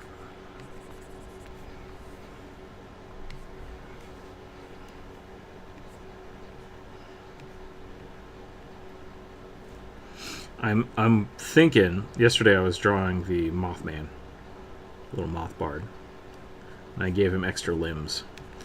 I don't think the extra limbs are gonna fly. That's too bad. Yeah. So I'm trying to think about other ways to continue that theme. Because they were like, we'd have to go back and edit all of the artwork that we've already done. And I was like, that's fair. Which is kind of a boon for being, like, designing a character versus redoing a character. Yeah. But I do have to stick to the script. But drawing moths is super fun. Oops, I just made him like a Puritan. Nobody suspects the Spanish Inquisition. Which? That woman can read. Stone her. my I said YouTube has kind of been fixing itself. I've been getting a lot of Monty Python flying circus clips. Oh. Rings the doorbell. Burglar! You're not going to sell me encyclopedias, are you? No, I'm just here to burgle. You're sure? Oh yes, quite sure. I just want to rummage about a little bit. Burgle some things. You're not an encyclopedia salesman. No. I'm a burglar. Well, all right then.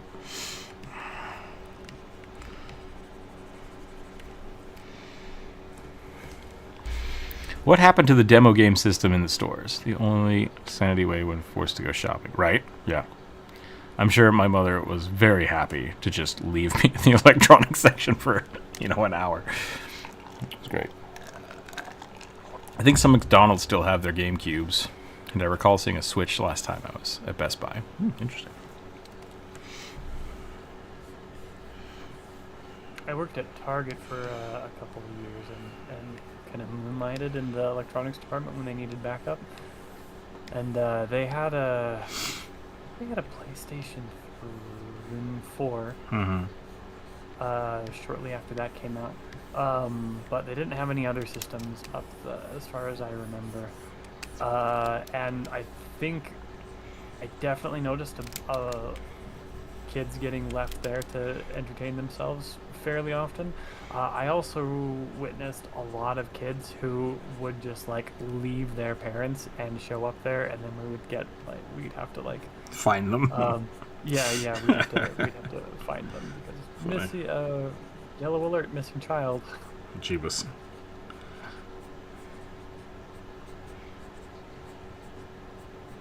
I worked at Game Crazy, which is kind of like a GameStop, for, I don't know, 2 years? A year and a half or something. That was fun. I really liked that.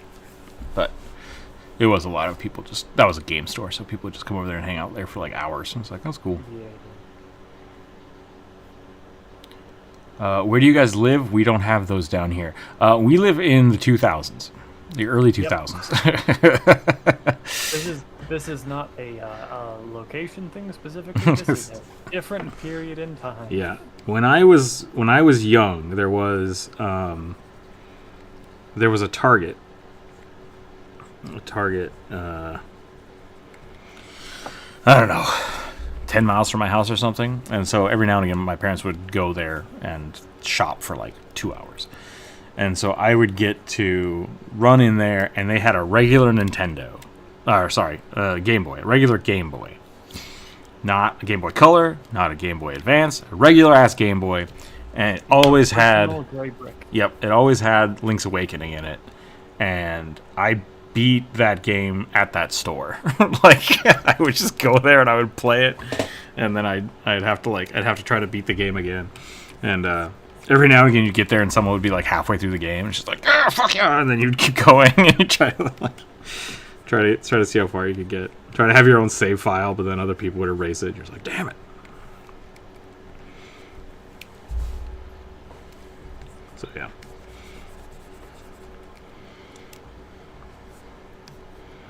Okay, I think that is it. That is my mouse wizard. That's as far as it's gonna go. There's a lot of dead space that people don't think about when you're trying to draw a wizard that is full of mice. 7 mice do not make a wizard. 7 mice make a broomstick. But it's still a funny idea. And it's an alliteration, so well done. Is it an alliteration? Ice, dice, nice? No, it's just rhymes. They were part of the Hollywood video. Yeah, correct. I got hired on at a Game Crazy for a seasonal thing for Christmas, and then I worked there for a while, and then when they had to start firing people, they just let me work at the Hollywood video, so I did that. And that was my life for a while. Okay, I'm done with that. I'm going to move on to the next one.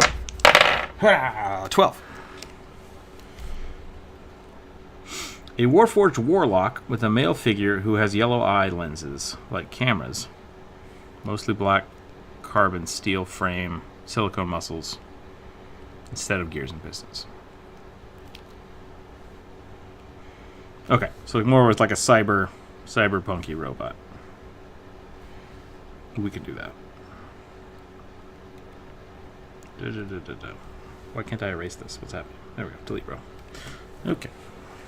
Oh, I didn't post a color for the last one. Sorry about that.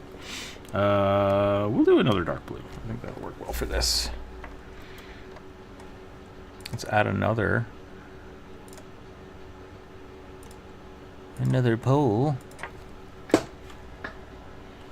I think what? What? Wake. What's your question?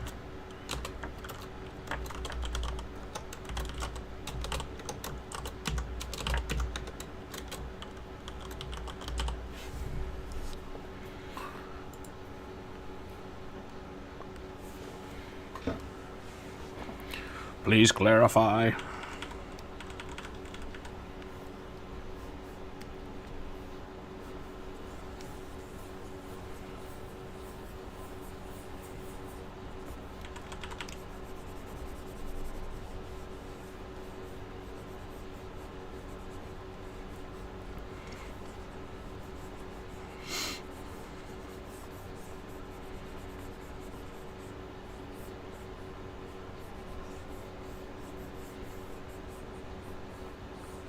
Did this have a class on it? I don't think it did.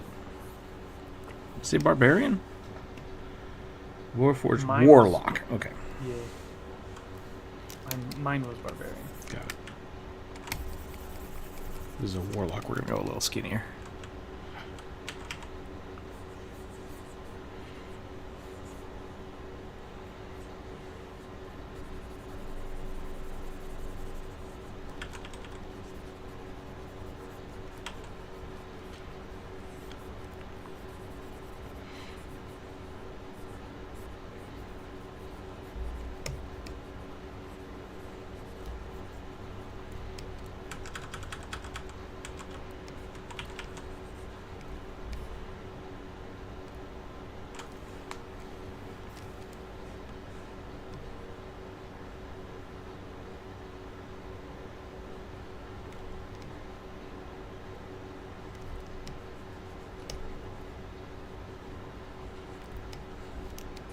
Barbarian, how skimpy do I want to clothe this guy?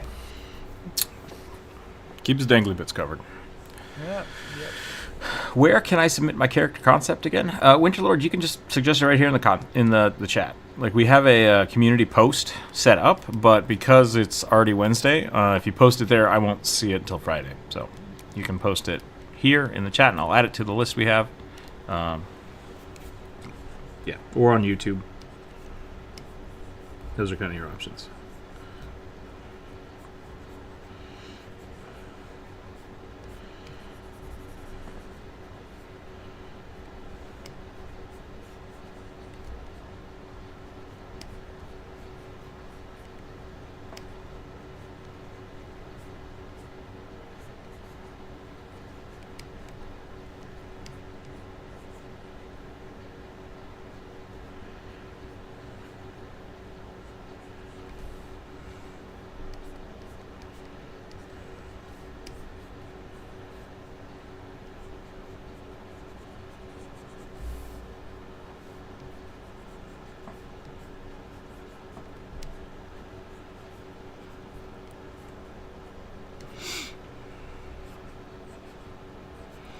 Might have to convince Corvus to start drawing with us.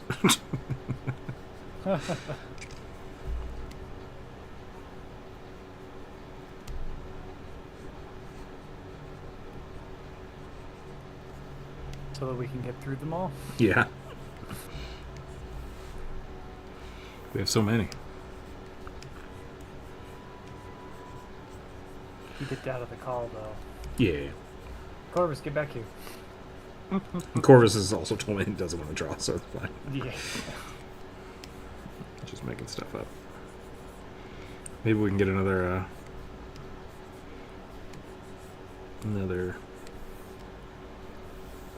what's the word I'm looking for?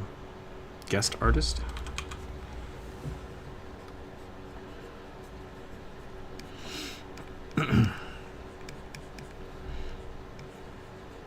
We used to have a few other people doing it, but then I had too many people jumping in. I had to cut it to just you and me, but it might be worth opening it up again. If we keep getting this many people. Okay. That's that. Drop that down. We draw. They also had a couple of artists who got day jobs. That's true, too.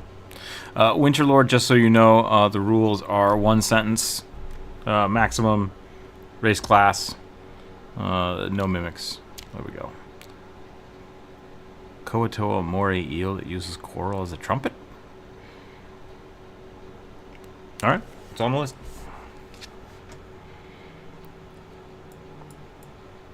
Is it an eyeless Koatoa because it's part of an eel, or did it like lose its eyeballs?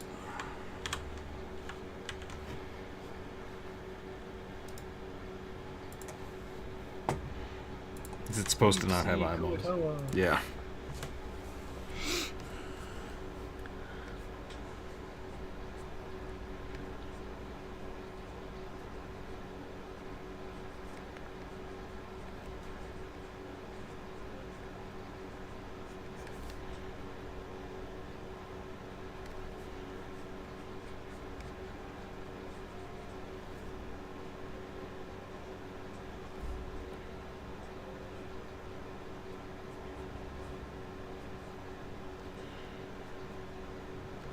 I do love drawing me some sci-fi stuff.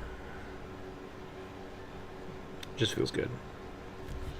Warforged is where I'm happy.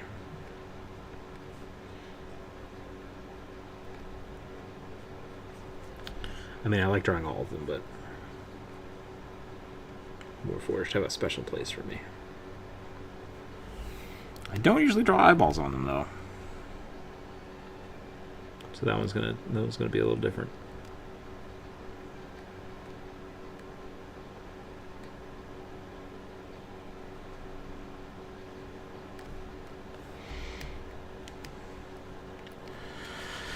I wanted to run a blind character because I was curious how it would play out. But mechanically, has 30 feet of blind sight. An advantage on perception checks and using hearing, but he is blind, so okay. That is something I've run into a few times that people like. I want to play a blind or a deaf character, but then they somehow have better senses. It's like the Daredevil mentality, which is cool. Like, I think that's fine. I've also played characters without blind scent, and they're just like you can only hear things, and you get disadvantage on melee, and it's like that sucks. But they still have fun with it, so it's fun to lean into different types of play styles. Made him vulnerable to thunder damage. That's good. That's a good way to balance.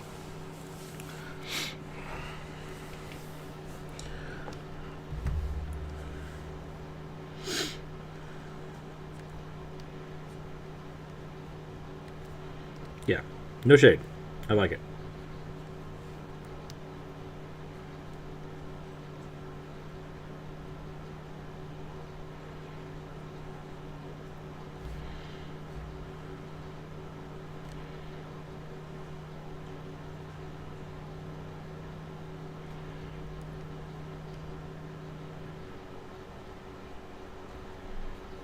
What is going on outside?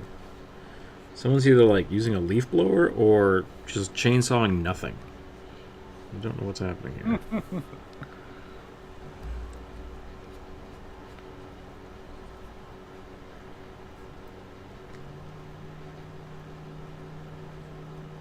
Definitely sounds like a leaf blower now.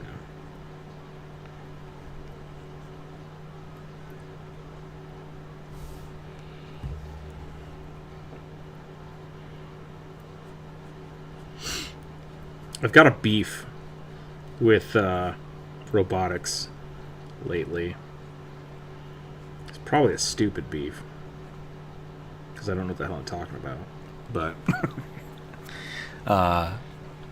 when I first started going to college, I wanted to go into biological systems to build like prosthetics and fake shit. And then I discovered that I hated math, and it was like I should just do this in a computer, and then I don't have to actually make it work. So I'm lazy. I get that. Moving on. the thing that I keep seeing is like all the robotics that people are building these days, it's all servo and like hydraulic sometimes. And the problem with that is like then you get a joint that is just a servo based thing that can move, one directional. And while it's great because the way servos work, you can have very minute control over that, and that's why they do it. The human body doesn't work like that. Like nothing works on rotational force. It works completely on pulleys and levers. Like through our ligament system. It's like, why aren't we designing that way? It's way more complicated, and we don't really have a system that works well for compression the way that muscles do. I think that's where like all of our efforts should be put into trying to replicate muscle, and we just don't. We don't do that because it's way cheaper to use servos, and you can program servos. So I still like drawing robots that have muscles because that's like the epitome of what would be amazing instead of drawing robots with servos. And that's just kind of my beef. That's fair. So I totally get why they are designing them that way, but I don't want to draw them that way. And if you are confused about any of the words I just said, you can ask me about it, but once again, I'm a college... I'm a nerdy engineering college student that dropped out of engineering and picked up art. So I went from engineering to architecture. A little bit different.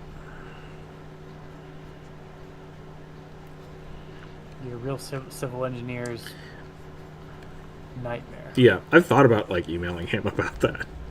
Being like, hello, I have a master's in architecture.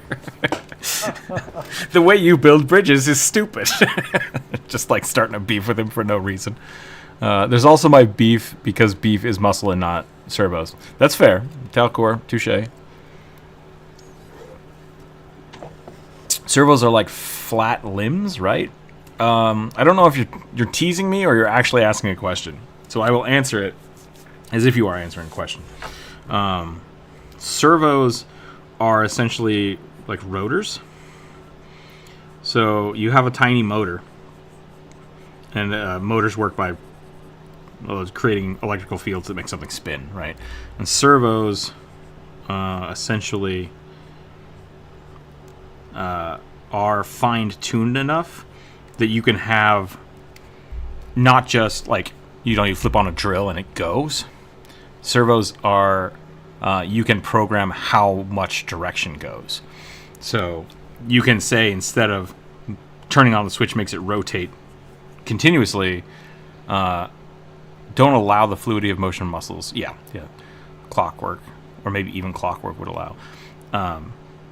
You can program them positionally. So you can say if a servo is here, I want to rotate 10 degrees one direction, then it'll stop. You can stop a servo electronically. So, which is cool. It's super cool. Like gears, kind of. Yeah, it's more similar to it. Like it's an electronical gear or mechanism, and so you can program them to do things like, what's the word? I can't remember what this is called. You can have a servo here on a track, and then you can program it to rotate, exactly the amount so that it'll move from this position to this position. It's because you have a tiny servo motor right here that just goes, I'm going to rotate 3 times and stop. You can get really, really fine-tuned details for it. The problem with that is to have that fine-tuned details, you can't make them very big. And so when you start having servos that are like a hip joint, all of a sudden the servo has to be powerful enough and strong enough to maintain that locking. And it can't always do that, so it's a challenge. Electrical motors that are 3D printer uses. Yep, yeah, same thing. They're just highly controllable electrical motors.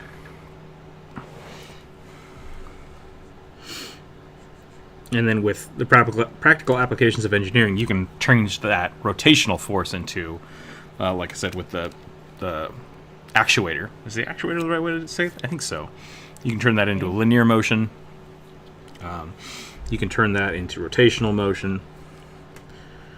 It's pretty cool. Whereas muscles, all of the muscles in the human body all work on a principle of tension. And so you have a bicep, is the easiest one to think about, that is attached to ligaments. The ligaments don't move. The ligaments are static. Yep. And so you have this muscle here, and that goes down to this bone, and then this ligament on the next bone.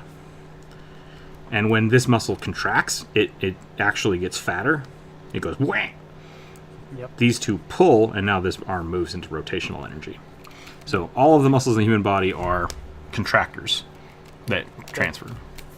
Tension around biological hinges. Yeah.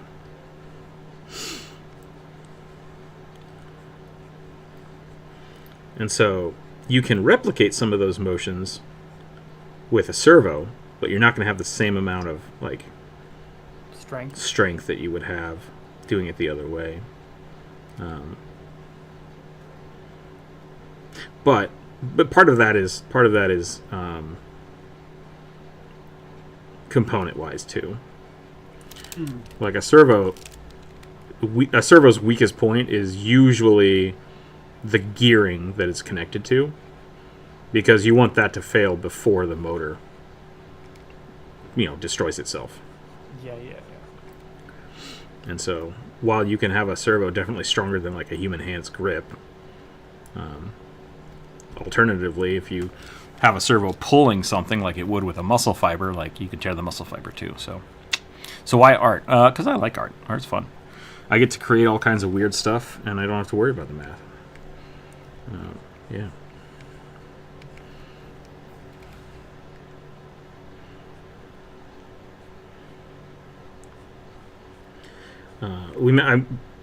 Real civil engineer makes fun of architects all the time, but like part of it is rightfully so, because architects are essentially the dreamers, and they say stuff like, "I want this building to be made completely out of glass," and it's like that. It's impossible, or it's going to be expensive because you can't have it both ways. Yeah. And there are gonna be some consequences for that, like the mirrored glass buildings. Lighting buildings on fire. Those melting cars across the street from it. Yeah. That is not hyperbole. One of my instructors used to say that architecture is the second oldest profession in the human existence. The first one being prostitution, and it was like, okay, great. But yeah, it's just architecture is really a lot of like organizing. That's really what it is. And my master's thesis is a lot more geared towards like chaos theory without the math applications than it is buildings. Like, I'm much more relatable to systems engineering than I am to architectural building or architectural engineering. So it's all just fancy words is really all it is. Everything is fancy words. I got to do the same stuff, but I didn't have to worry about it. Didn't have to worry about the application of it as much.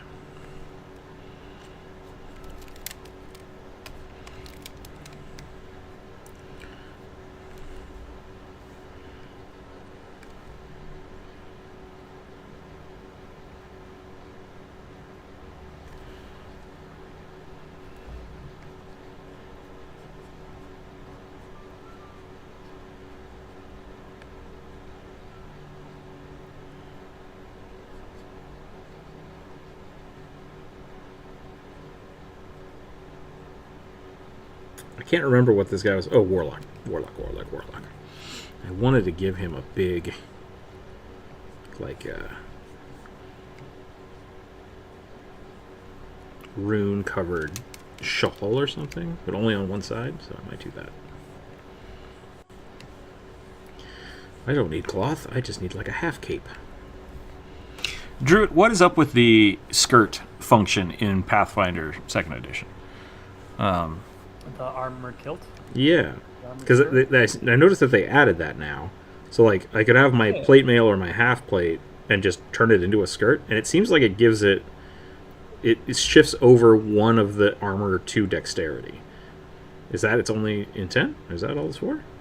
I'm not 100% sure. I haven't looked at it since. I know in first edition Pathfinder they had an armored kilt that you could add it to any other type of armor and it would upgrade it. Okay. From it would upgrade it from by one quality without without adding any extra armor check penalty.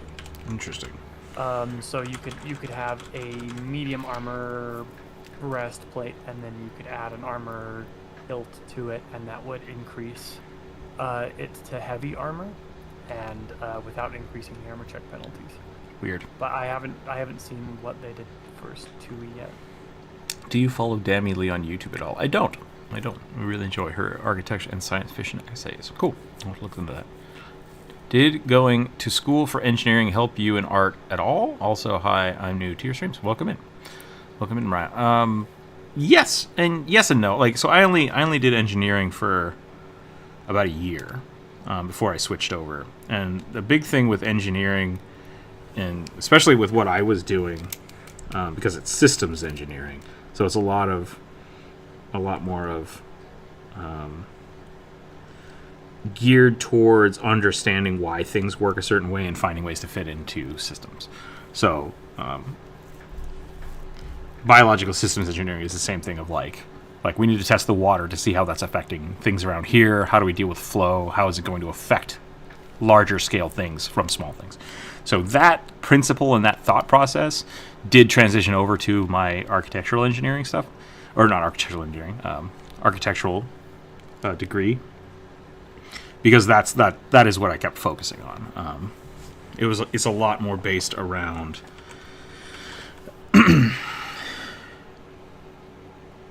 integrated architecture is what my master's is an integrated architecture. So it's like understanding architectural systems and like what the base amounts of things can be built into other objects. So like taking data and turning it into virtual environments is what I focused on a lot. And having that kind of understanding of how do engineers think, how do artists think is what I based my master's on. Trying to bridge those two gaps. So it did help me because I kind of found a way to make it work. Because I still love engineering. I still love the way things work mathematically and scientifically. But I have way more fun doing the art than I do anything else. And that is a skill that a lot of scientists don't have. So having someone that can accurately depict something or describe something visually or auditorily is a really cool thing that they were like, oh, awesome. So I got a lot of praise from the architecture and engineering people because I was so artistic. So it worked out that way. I had no idea there were so many different areas for engineering. Oh yeah, tons. Yep. Really, I've said this a few times in streams before, but school for me was expensive, and part of it was worthwhile, part of it wasn't worthwhile, in my opinion. And I think the biggest problem is really trying to figure out exactly what you want to do before you kind of dive into it, you know? Yeah. Before you have to start paying for it. Yeah. And that's something that I struggled with. I know a lot of people struggle with that. So people will usually ask me, yeah, people will usually ask me like, "Oh, is college worth it?" I'm like, it can be. It can absolutely be worth it. But the more you know what you want to do, and then finding the right program to help you do that is the important part. So if you like math, great. If you think you like math and then you hate it, you can change. you can change. I have not had many things in my life drive me to drinking more than engineering physics. Yep. Engineering physics and Calc 2 just floored me. And I had to get out of there. Not good for my body.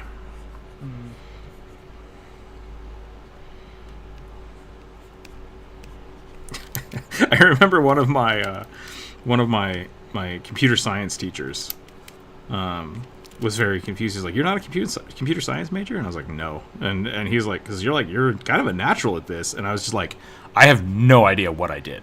It just like, I can logically make sense of what's happening. I don't know how I got here. Like, the fact that this works at all is a miracle." And he's like, "No, I think you should spend some time." I'm like, no, you don't get it. I hated this. Every second of this, I hated it. I don't want to be here. I'm out. So, finding the things you like is way more important than finding the things that, like, you can do, if that makes sense. Yeah. Right before, I had a very similar experience with a painting teacher. Right before I had to drop out of school because because my toxic perfectionism made me really sick. Yeah. No, it was very much like, I'm too sick to be doing this shit. Slap a bunch of paint on a canvas and then like. There's so much raw anger. Yeah, it's beautiful. This is I'm turning in the assignment late because I've been really sick, like I told you. And hey, wow, this is amazing. Have you considered switching from sculpture? You're a natural at this. There's some very interesting stuff going on, and I'm just like, fuck you. Yeah, it was bad. It was bad for me. It's great because coding is a language, but it's almost like a math-based language. Like, once you understand the logic gates of stuff, like, you can get into coding really fast if you understand logic. And then after that, it is just a language. You're learning the right syntax to use to make the logic happen. And so, I love what coding can do, but I hate the tedium of it. Of like, oh, you forgot a comma, so the whole thing breaks. And it's just like, I hate this. I hate it so much.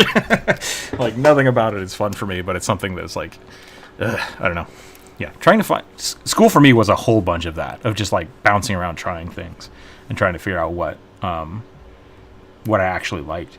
And to be honest, I love drawing and I love doing art, and I went through all the stuff to do all the architecture and engineering, and then I had like 2 or 3 jobs using it, and then they kind of fell through, and now here I am back to drawing. So it's like, great. Great. Yep. So you never know exactly what's going to happen or where you're going to end up. Find what you love. Find what you love and find a way to make it work for you. I kind of have a feeling that when you and I got out of school, I don't think that the job market is actually any easier. I do think that when you and I got out of school, it was much harder to find specific jobs to fill basically what you had learned. You had to do a lot more searching around. Yeah, I probably should have, like, I kept trying to find game jobs, but I didn't really have a portfolio for that because I had spent so much time working for, like, the Science Foundation and National Science Foundation and just the university in general, like working with different science groups, that I probably should have looked for, like, government jobs. I probably should have looked for... I actually did apply for like one of the aquariums here as like a set designer because they were like, oh, infographics. I'm like, yeah, I could probably do that, and then I never followed up on it. But like, yeah, it really is just trying to find the things that you like doing. There's in my degree specifically, and kind of a lot of art degrees in general, don't have like this is the job you're applying for. It's really like, find something that works for you. So I could have applied for a lot of game places, but I was the lead designer at the university game studio, which I kind of built myself. So I think my application didn't look great. It just didn't make a lot of sense. So I didn't really have a good portfolio at the time, and yeah, it's different now. I could reapply, but I'm happy doing what I'm doing. So we'll see where it goes. Yeah, and what you're doing now is still managing to pay the bills most weeks, right? So. Mostly. I feel that about bouncing around. Originally, I wanted to go into veterinary medicine and end up a zookeeper. That's pretty awesome. That's really cool. That's very awesome. Yeah. I have a few friends that wanted to do that, and they ended up like working for fisheries. It's like, it's a job. It's a good job. But it's like, I would not have expected that. That's not where I thought you were going with it. So, really good job. Really good job. 2008-ish. Oh yeah, like from the market crapping out. Yeah. I had a bunch of people I was going to school going to school with, get jobs at like Microsoft working for Minecraft and stuff, which sounds awesome. It's like, oh, hey, great job. And then when I talk to them, they're like, yeah, I make all of the banner advertisement art. And I was like, oh, I think I would not like that. That would drive me up the wall, just making Minecraft thumbnails for stuff. But like, it's a job. It's a legitimate job, and they did work for Microsoft, specifically for Minecraft. But, so not every job out there is, your dream job. You got to take what you can find. I would say even your dream job is going to be a job. Oh yeah, about it that you do not want to do. Unless you are, I guess I was gonna say, unless you're an entrepreneur, like dictating everything. I still have to do my own taxes, so it's like, oh, there's still parts of that I hate. Like, a job is a job at the end of the day. And I think schooling can be very, very beneficial, even if you don't go into whatever you're going to school for. So.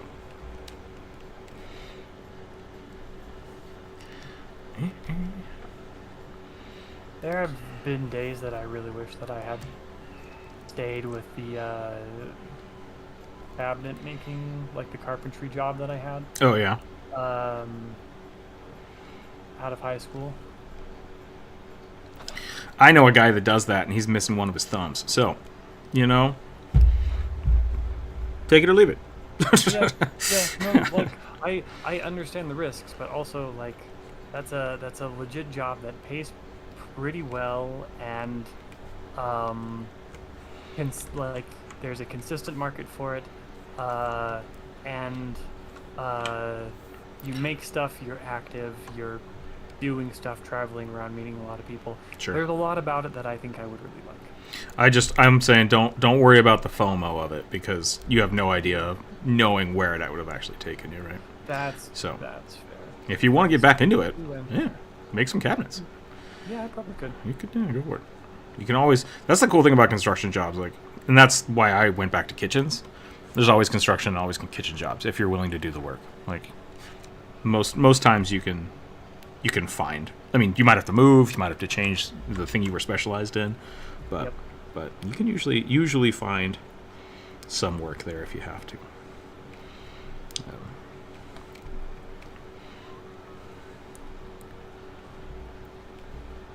That was my big thing. I lost my the funding fell out of our. My boss called me and he's like, "Hey, what are you doing?" And I'm like, working? And he's like, "Yeah, stop doing that." I'm like, "What?" And he's like, "We're out of money." I was like, "Okay." And he's like, "Just package everything up, get everything packaged up. We're sending it off to him. We're not getting paid after next week, so don't do any more work." And I was like, "Great." And I walked out of my house and I started going to every kitchen like every restaurant that was in my area, and I was just like, I want to work here. And one of them was like, cool. And I did. So, because I was just like, well, I'm not going to have a paycheck next week, so I need to find a new job. And that got me back into kitchens for like 5 years, which was awful. But that is what you got to do sometimes.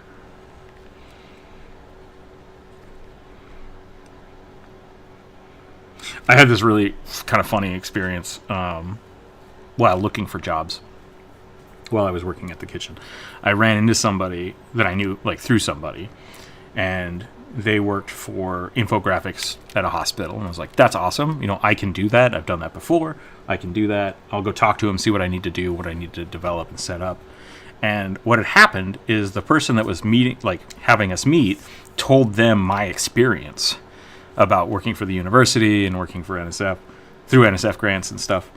And when we met and we started talking, about 10 minutes into this conversation, I realized they were trying to get a job from me. They were trying to get out of the hospital because they were just like trashing about how much they hated working there. And we were both trying to get a job from the other person. And I was just like, oh no, this is awful. I don't know how to stop this. So that was really funny. I have my 20-year high school reunion after this, and I'm not looking forward to it. Yeah, that can be weird. I've never gone to a high school reunion. Same. That was kind of my thing. Like, one of my friends called me the other day. He's like, "Hey, are you going to the reunion?" And I was like, I did not get invited, and I don't know who I would even talk to about doing that. Like, you're the person from high school I still talk to. Like, that's it. So, don't feel bad about that. I think a big thing about that, I was talking to my parents about it, and they made a good point of, like, the people from high school that I want to talk to, I talk to. Like, there's so much connectivity right now that I still play video games with people that I know from high school.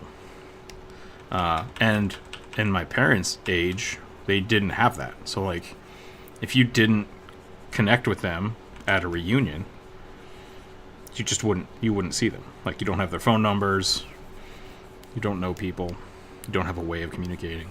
So I don't think reunions are as important as just, you know, keeping tabs on the people that you want to stay in contact with.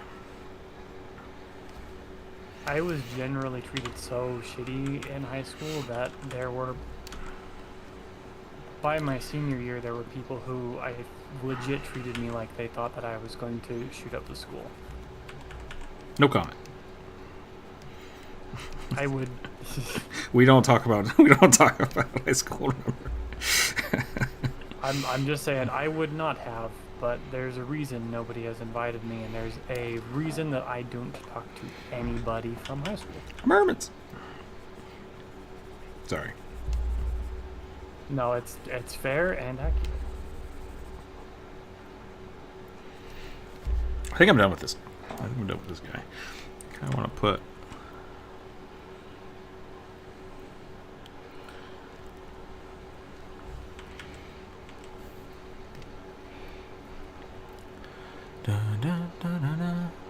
I did take one semester as a. I have kind of a weird anecdote from college again. When I was trying to figure out what I was doing, because I was struggling with my engineering classes. I was taking engineering physics and like Calc 1 or Calc 2, and I hadn't taken one for like 4 years because I went to ITT Tech and they didn't care.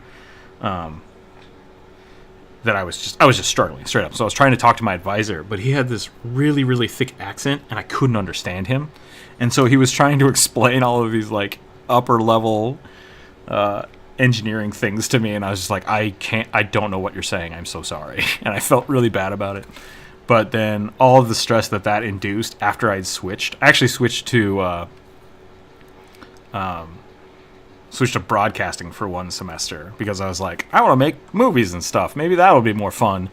And I started talking to them, and they were essentially like, if this isn't making you happy, like, let's find what does. I was like, this is so much better. So sometimes it's just like little things can make trying to like figure out what you want to do and where you're going really hard. And part of it was like me having trouble understanding this one person just because they had a super thick accent. So yeah, don't get discouraged if you're not sure where you're going. Like, sometimes little things can make a huge difference. I see my high school friends pretty regularly. Yeah, then I wouldn't worry about it. Oh, I guess that was Atomic that was going to the reunion. Journalism was not for me. That was the other part of that story.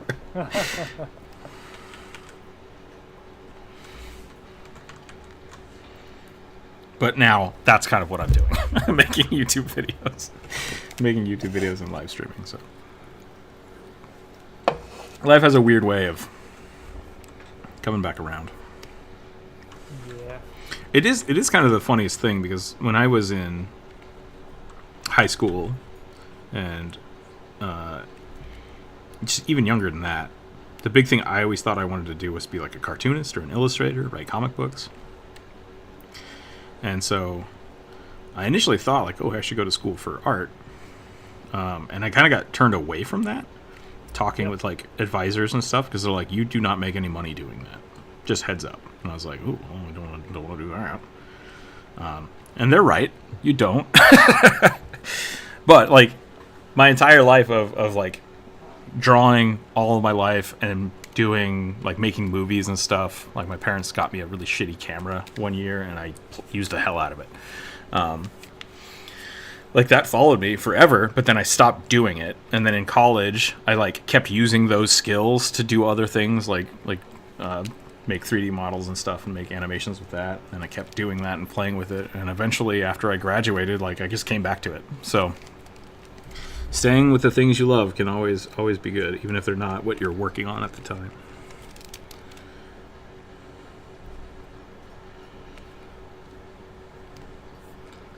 I think we're not getting existential, which is great. We're just like we're in motivation mode. Remembering past. Yeah. I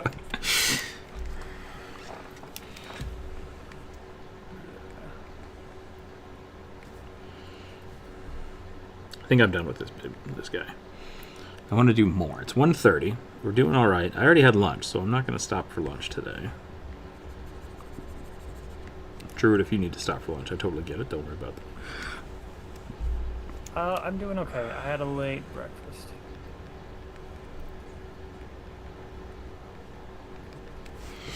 There's my little robot warlock.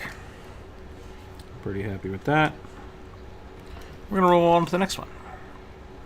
I was going to say I was trying something with this piece and in terms of painting, and I'm not 100% sure like what's happened, but I'm invested. 26. A Ravenfolk arcane trickster with Viking vibes. That sounds pretty cool.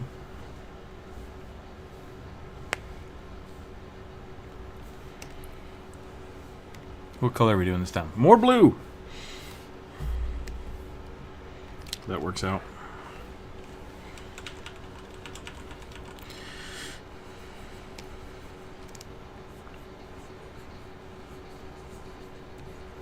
Somebody asked me in the comments of one of the videos, what's up with the little bird? Is that supposed to be you? And I was going to write a comment back to them.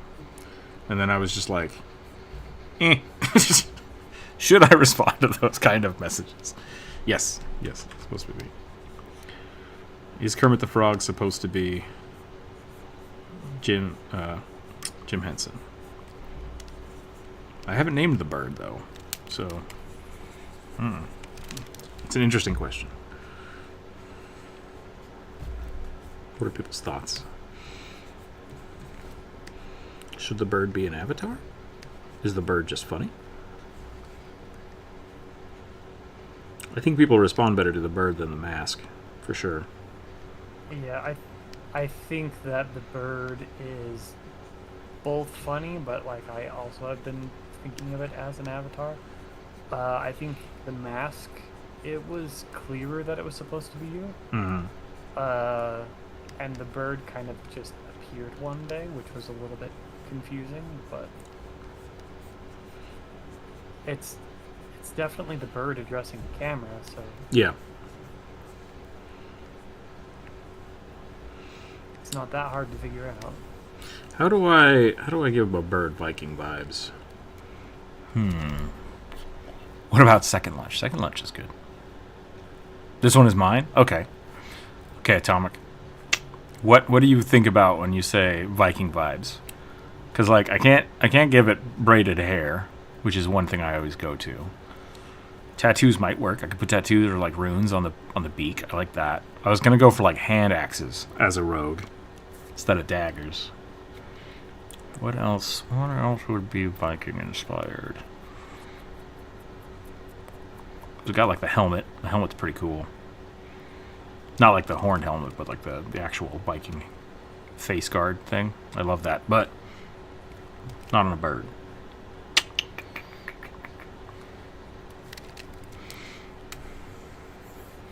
Maybe we try this again. Druid, there's a lot of detail in there. I think you're doing fine. I don't think you should worry about. You could stop now and be good, or you can keep adding to it.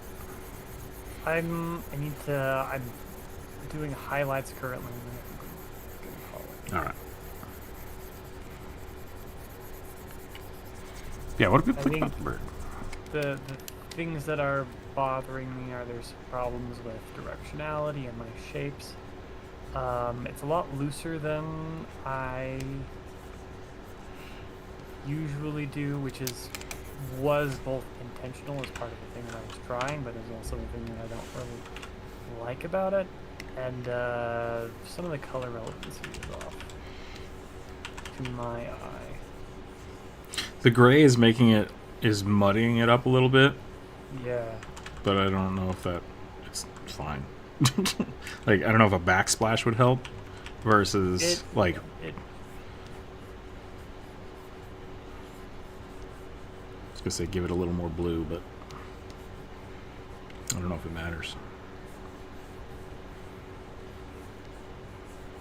Nitpicky at this point, details. probably not. Yeah. Yeah. It's nitpicky. At this point, it probably doesn't matter.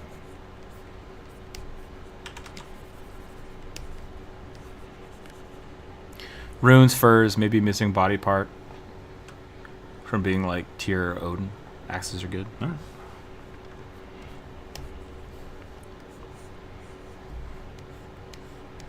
Tyr's a weird story. Tyr's a very weird story.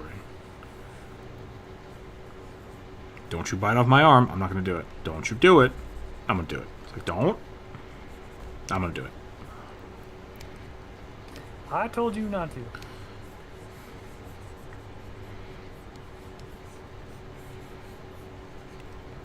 There's also some weird stuff about, like, the dwarves are so skilled that they built Freya? I think it's Freya. Golden hair that grows. But they can't build Tyr a new arm. like what's happening here?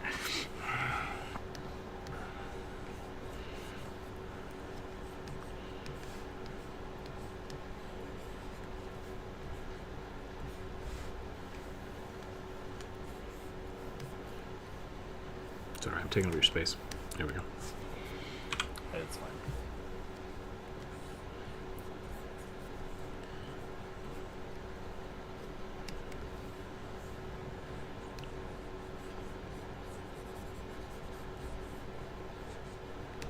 I think I have that right? Tyr gets his arm bitten off.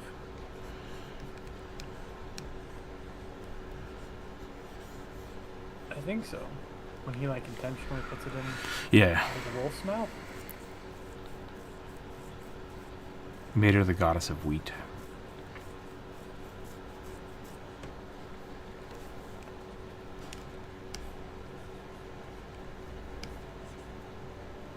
Okay, that's enough.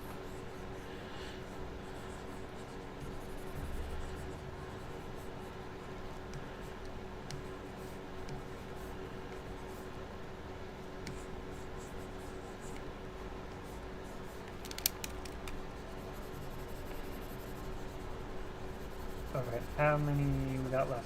So rolling Do you want 20 to? plus? Yeah. You could technically roll like a d12 and a d20, but I just rolled 2 d20. Okay, yep.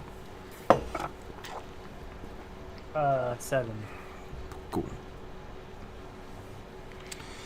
A fire-breathing tiny wyvern. It says without a stinger. Who looks like a mixture between a lizard and a gecko. These are very specific lizards and geckos listed if you want them. Yeah, that'll be helpful. This is a Pathfinder 2 animal companion. If he had a class, it would be sorcerer? Question mark.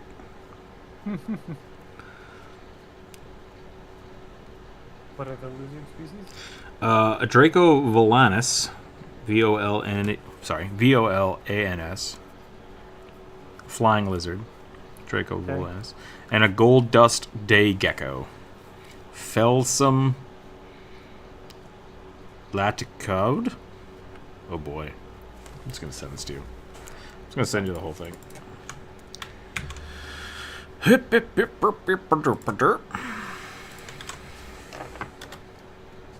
Okay, gold dust gold dust day geckos. The gay deco. The gay Like the geckos, dick. yeah. The gold dust day gecko are the ones. Remember the little meme video you sent me of the bunch of little green geckos doing the Yoshi tongue Yeah, okay. noise as they lick a bowl of fruit. Those are, it's that type of gecko. Pretty good. Pretty good.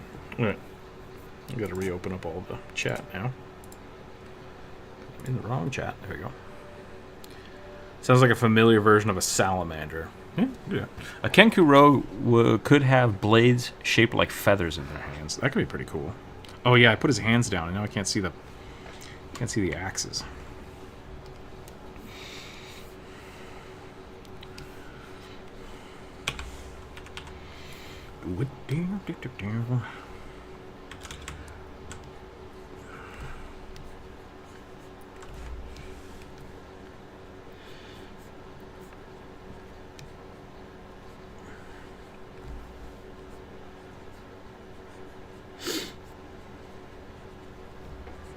And then Draco valens is a Javan flying lizard. It's a lizard whose ribs have been turned into a glider, basically. Nice. I'm gonna step away from my mic and use the washroom. Okay.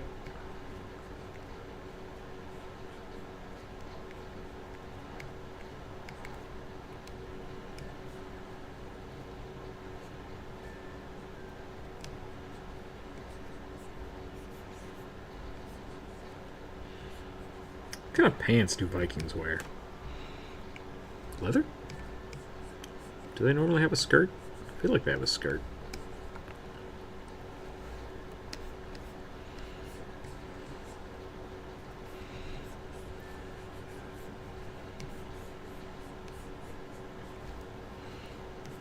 I guess this is supposed to be a trickster rogue, not a barbarian. So maybe I should tone down the beef a little bit.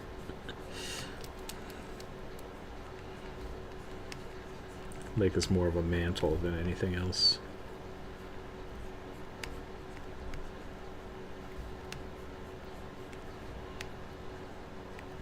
I still want to give him a hood. I think Kenku should have hoods.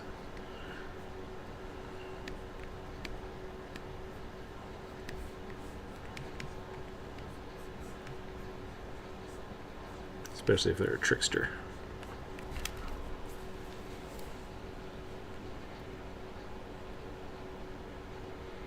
This sounds like a familiar version of a salamander. I think so, yeah. It's supposed to be a familiar, so that would make sense.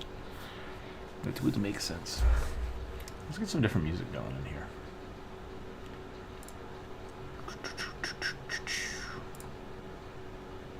Let's turn that off.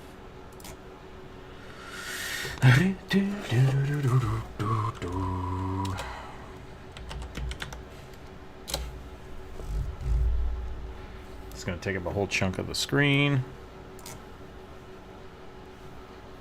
There we go. Oh, there we go.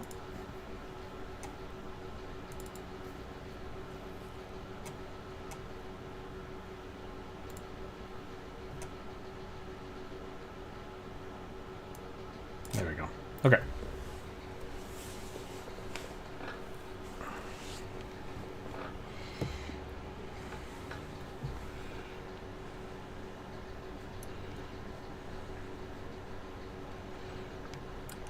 I guess you could be kind of a beefy rogue. There's nothing wrong with that.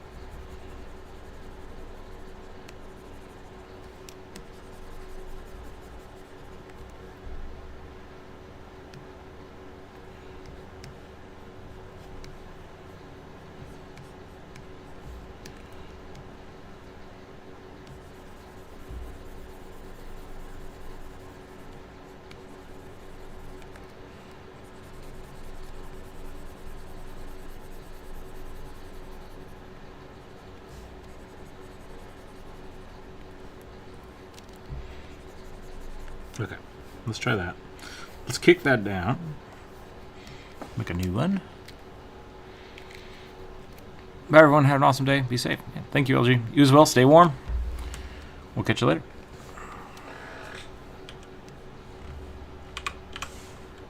See if we can get some sweet birdage here. No one said anything about whether or not they like the bird puppet. Is it a good transition? People like the old mask? Should I make more birds?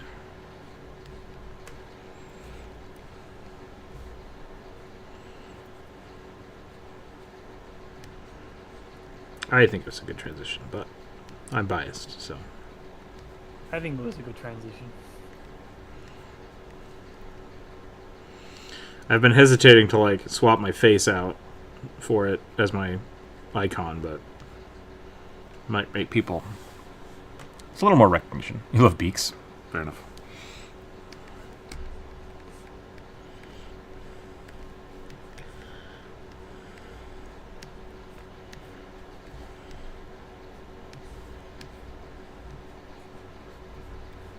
I think the benefit of the bird over your old mask is that the bird is a lot more emotive. Yeah. Yeah, that's true. It's more emotive.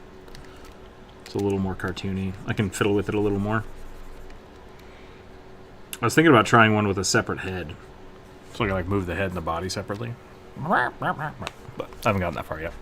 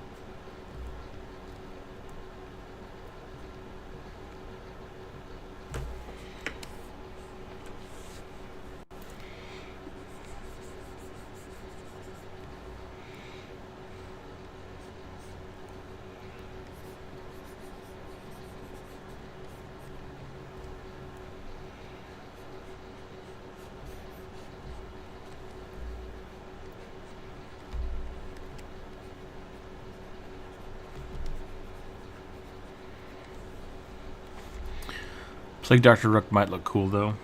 I mean, so what would you? And this is something I've thought about in the past. Because I have made a character that had a bird mask. What would define a Plague Doctor to you? Because I would just make a black and white, like half split bird mask. I say I would. I did make that, and it just didn't feel right. It felt a little weird, which is why I went right to the bird. I have that somewhere. I guess I could show that off, but I think I put it in one of the videos.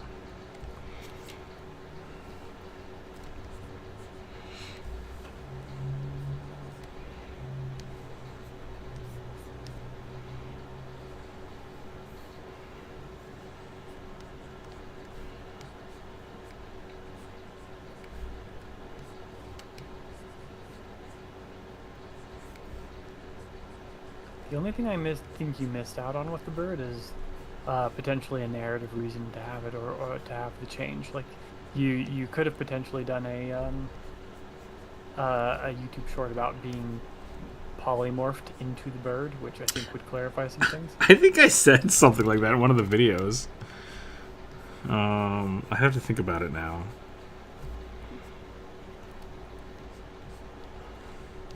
What was the first video that the bird showed up in? Shoot. I made an offhanded comment about being trapped in the body of a bird.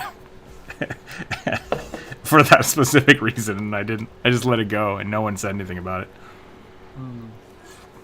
It might have been too subtle. Might have been too subtle. I'm afraid I don't remember it. Yeah, I mean, I don't remember it, so that's kind of a bad sign.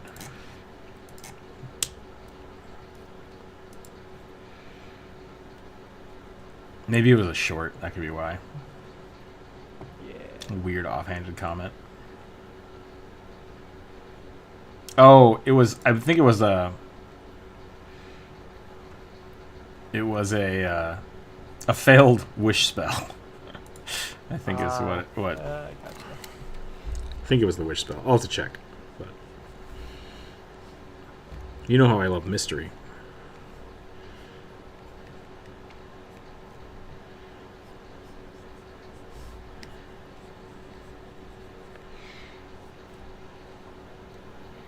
Said something like that in the Nothic, maybe? Maybe it was the Nothic. Something about being cursed. Arcane curses.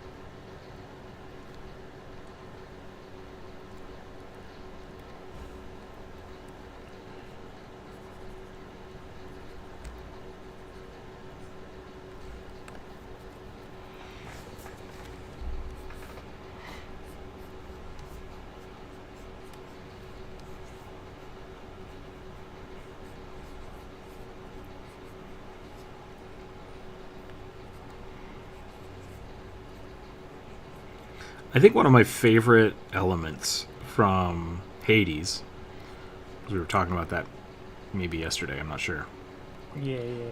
is Zagreus's shoulder pauldron.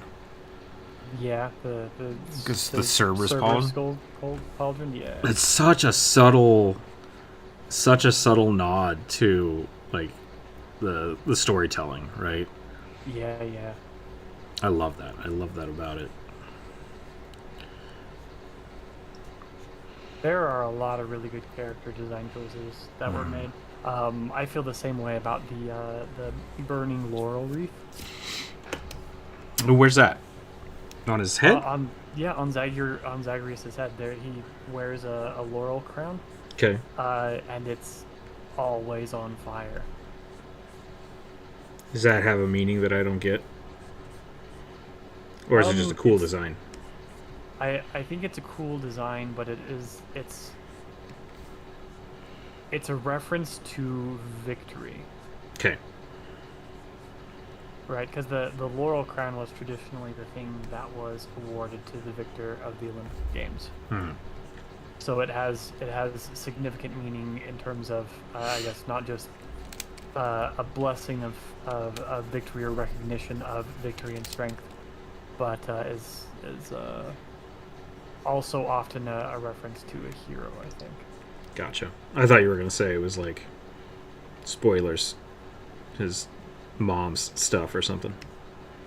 No, I don't think so. Okay.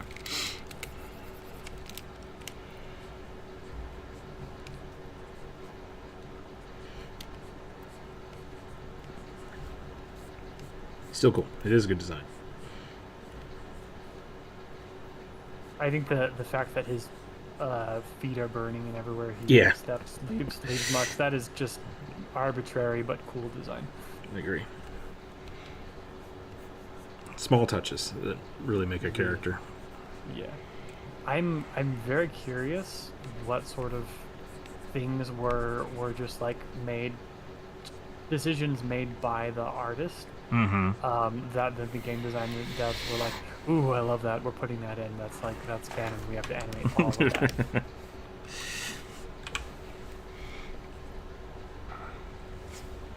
That's definitely happened. Like, that happens all the time. Yeah. I've also been on the other side of that where the artist draws something and the dev team's just like, oh, fuck.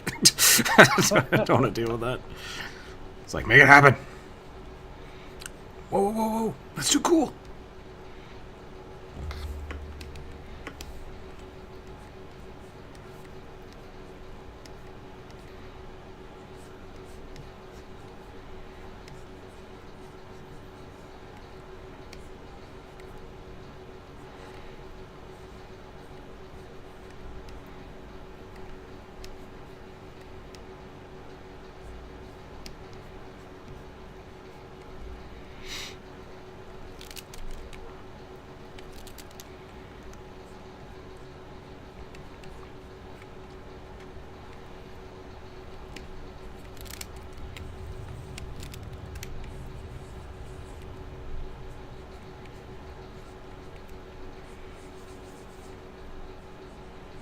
More skulls.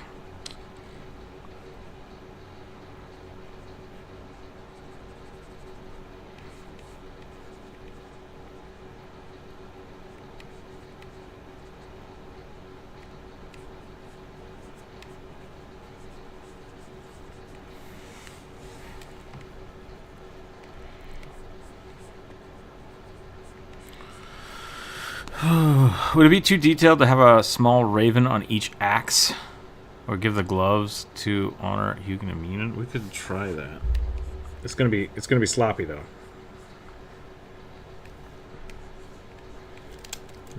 Bird axes. Take over the bird man.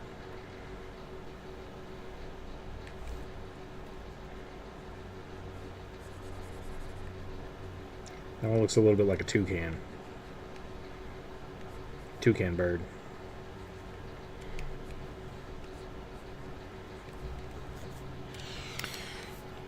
You know what it could have been? It could just, the whole blade could just be a bird skull.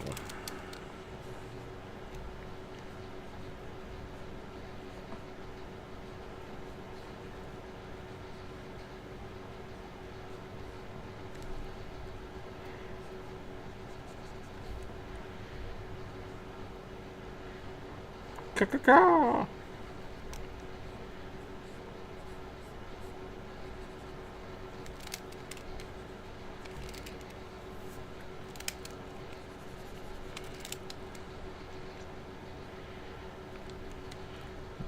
I think we should also give him some feathers on the arms.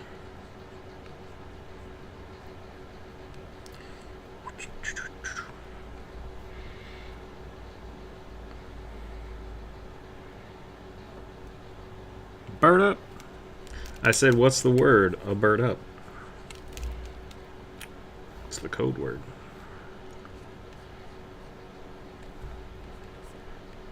It is really cold in here. It says it's only 63, which that's not bad. But it feels cold.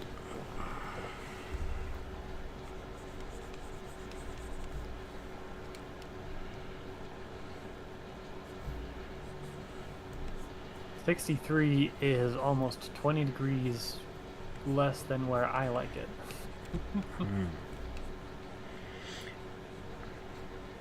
I remember one of my family members came to visit, and they're like, why is it so damn cold in this house? And I was like, what do you mean? It's fine. Because I used to keep the temperature at like 58. Uh-huh. And then I looked a thing up online, and they're like, 58 is the bare minimum for human habitation. And I was like, oops. Oops. So I had to start upping it.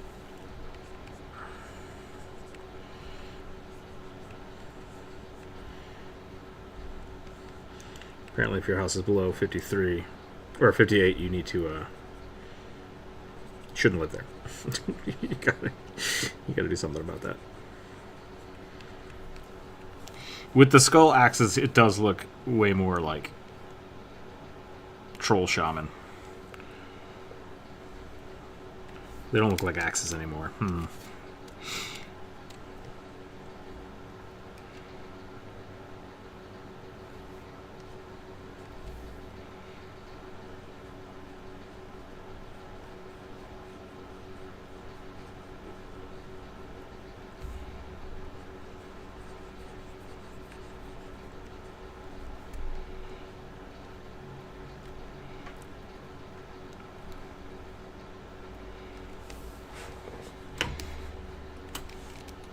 Okay.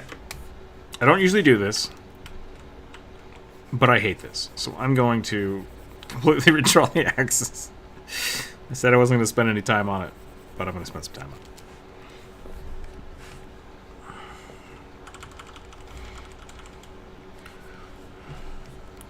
it. Yunin and Mugen axes, huh? Let's get an actual axe head here. And then let's figure out how we can put a bird on it.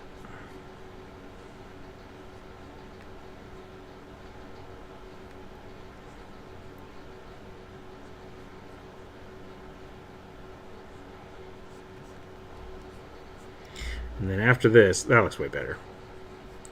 It looks better when you spend time on things.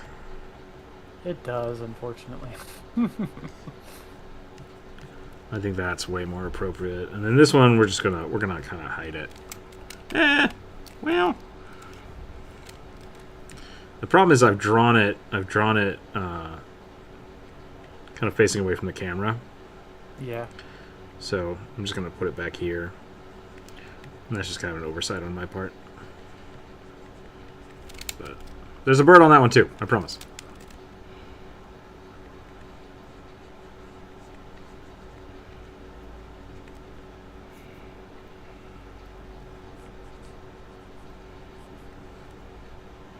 Did we figure out if the whole like should I do the skirt or should I do just straight up leather pants? I think I'm just gonna do leather pants. I haven't done leather pants in a while. Yeah, Vikings, like most of the air quotes barbarian tribes generally, wore pants because they lived in a cold enough climate that it was better to wrap up your genitals.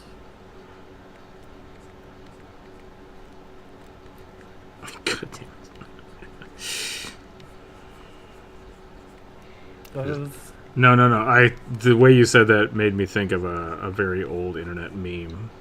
Oh, gotcha. Okay. That I will send you later. That is not appropriate for YouTube. It might be on YouTube, but it's not appropriate for YouTube. So. Gotcha. Okay.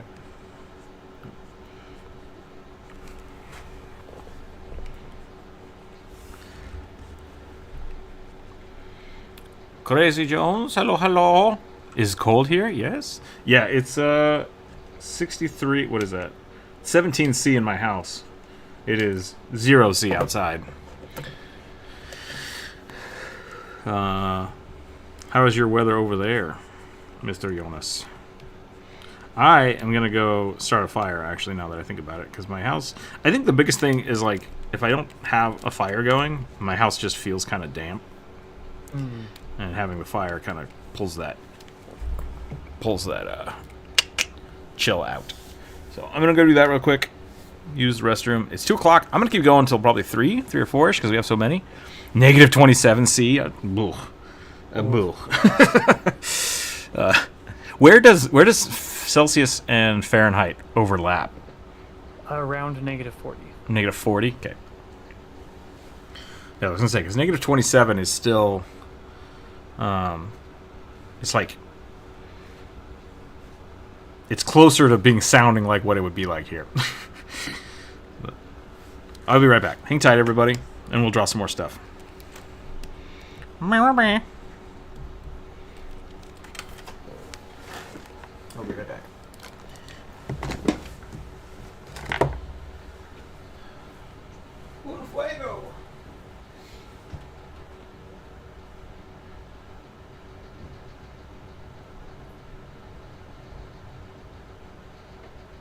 This little pseudo dragon is going to be much better than the barbarian that I just drew. Thank goodness.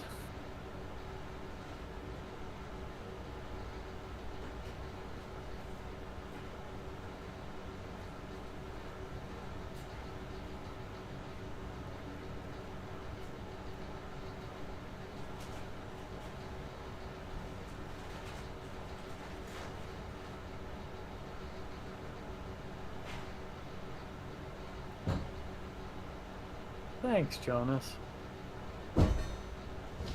I'm happy with the pose so far. And I was given what I think is very good real biology. That I was given 2 different real life lizards to pull from, and that I think has helped me a lot. Is helping me quite a bit. I love myself some reference.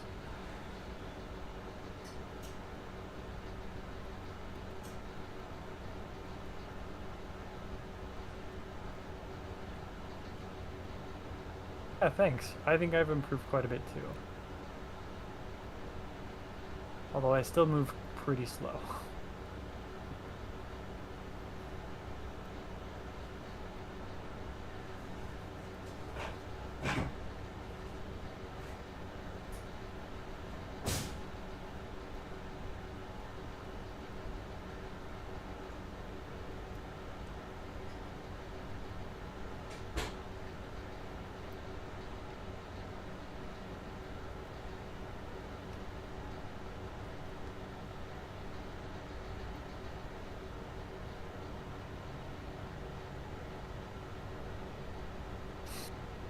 Have you drawn anything fun recently, Jonas? Anything you might want to share in the Discord? No pressure if not, just curious. I haven't seen anything you've drawn for a while.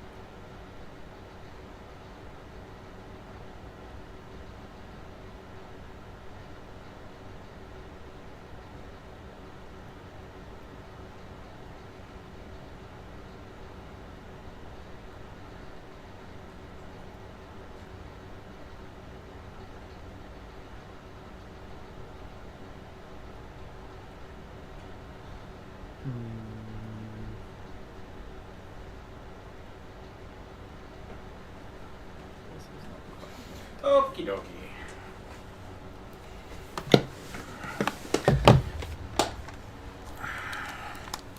What did I miss?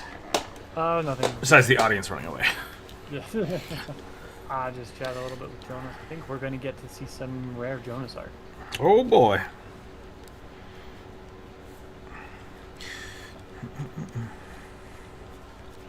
Jonas, are you still taking commissions? Are you streaming at all ever? Both of those are perfectly fine to say no to. Some weeks it goes to negative 30-ish. Very adorable pseudo dragon druid. I haven't checked the stream art for a bit. I feel like you've improved a decent bit. That's good. I'm not sure if I've improved much, though I don't draw as much as I used to. Don't y'all do. Got it. Trying to find something that is shareable. There's always the not safe for work chat. You know me. I'm not afraid of sexy works or lack of clothing. All right, here we go. Or big old donguses. Although I think hips and other curvaceous bits are your specialty. So. Okay. What did I just do? Did I duplicate that layer? I think I did. Did you try a shortcut and it backfired? I tried to merge the layer down, and I think I just made a copy. Gotcha. Okay, rolling some dice. Here we go. I gotta get through a bunch of these. 27. These are... God damn it. These are generic as fuck. Not to blame you, though. It's like, why? Why did you write this? Why did that get put on the list? Trying again. Oh, 27. White furred. That's what it says. I don't know what that means. Purple mohawk wearing pirate hat. Is that something I don't know what that is? I don't know, maybe. I don't know what it is either. Oh my god. I typed that in and it just gave me a whole bunch of like dogs and mink. A white furred bantha. Yeah, I don't know what that's supposed to be. Bunbarian. Okay, white furred. This is just a very long description there. Per pirate hat, barbarian of the path of the storm with a falchion. Or warpick. Gotcha. Okay. Big, puffy, bunny barbarian, yeah. Yeah.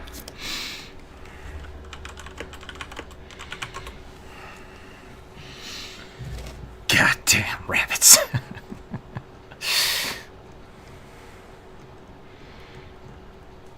They're cute and tasty. Thank you for the hook. No problem. No problem. What color are we doing? Purple? Purple has taken the lead again. Wow, it really is a purple day. Mm-hmm. It was red for a little while. Purple and blue.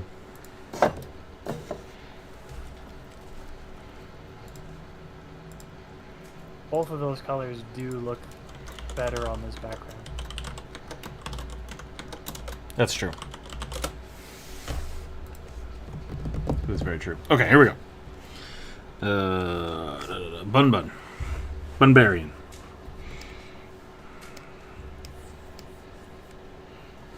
I almost want to go a little different. Because, like, I did the big buff bunny last time. Yeah, yeah. Kind of want to go a little more, like, legit rabbit. Just draw a big dongus first. No,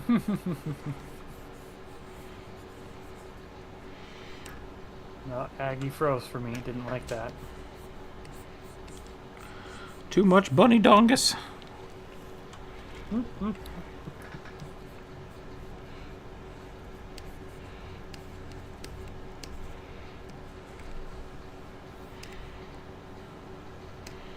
Snowshoes have these, like, just giant mitts.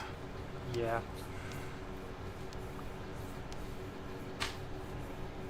I love them. They do super look like pugilists. Oh, God. Wrong button. Come on, Aggie. You can do this. He's still broken for you? It's every time I make a brush stroke, I have to wait 15 seconds. That's not good. I'm doing all right. How's the stream holding up? It might just be your internet, which is not great, but... It might be, yeah. My internet is pretty good. My router is ancient and dying. I would say mine's pretty good, but you know, it's kind of shit sometimes, so I don't have any suggestions.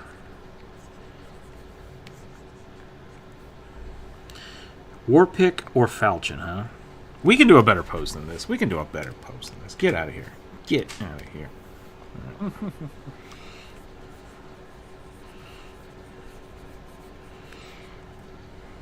Snowshoes? Yeah, we could do snowshoes. That could be fun. Snowshoe hair. What games you been playing, Jonas?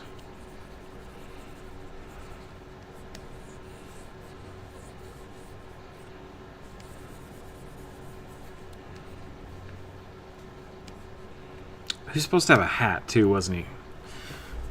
Rabbits with hats don't make sense to me. Yeah, or to me. Purple mohawk and wearing a pirate hat. Well, you can't show both. Can't show both, yeah. I might just do the purple mohawk because that seems pretty cool. Except I am drawing in purple, so...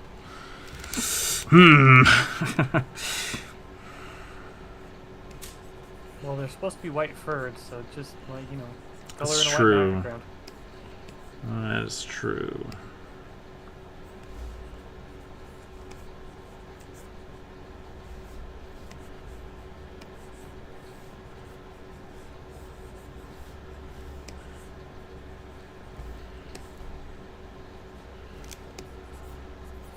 I don't know what I'm doing right now. My brain!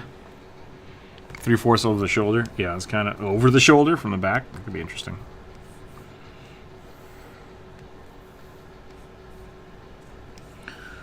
Just gotta get it good.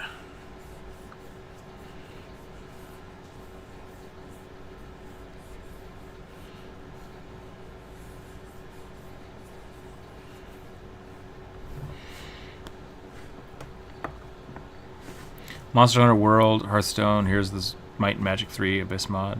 Nice. Heroes of the Storm occasionally too. That's cool. I still expect everybody to be playing Baldur's Gate. Yeah, I've beaten that game 3 times now. I'm done for a little while. I could play something else in it. But I'm just still getting a lot of shorts about people talking about who's their favorite character in Baldur's Gate to Bone, so... And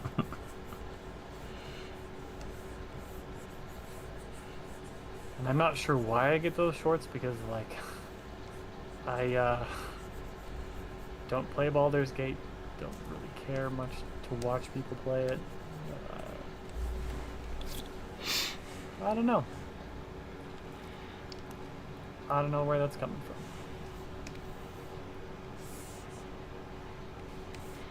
played a decent amount of Lethal Company from November to December. Got a bit done after that. I guess it burned out.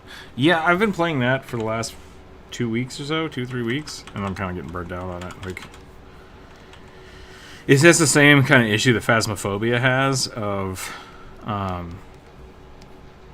like, oh, there's little tips and tricks that'll help you deal with certain ghosts, but 9 times out of 10 you just die.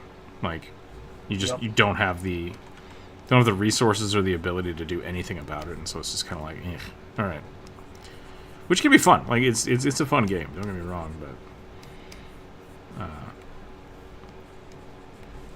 it's one of those games that sometimes it just makes you feel stupid, and there's nothing you can do about it. It's like, oh, great. If you're in the D&D space at all, you're gonna get Baldur's Gate content right now. Yeah. Horizontal ears, the only way it has makes sense. Yeah, or having like holes in the hats. You can do that too. I'm the guy who always dies.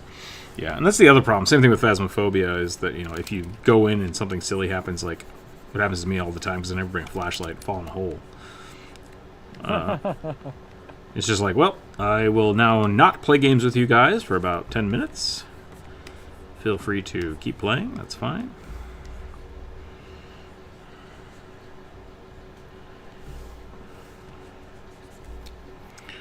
Yeah, I don't know. I'm struggling with this one. I think it's because there's a lot. There's a lot on this. And I'm just kind of like not wrapping my head around the parts I wanna go with. Bunny Barbarian with a falchion. That's what I'm gonna go with right now. So I want him to be like real poofy. So I was thinking of like the Angora. Is that right? Angora rabbits, yeah. Yeah, like the real floof ones. Super floof, a little bit woolly, a little bit curly.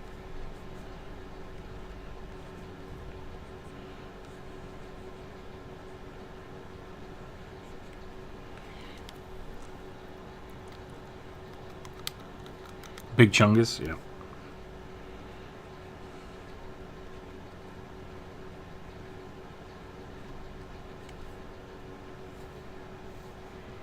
Oops.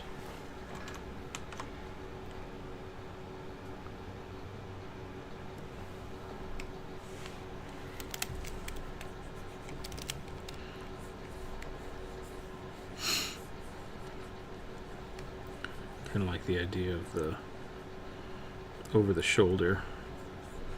Maybe we'll do something like that with like the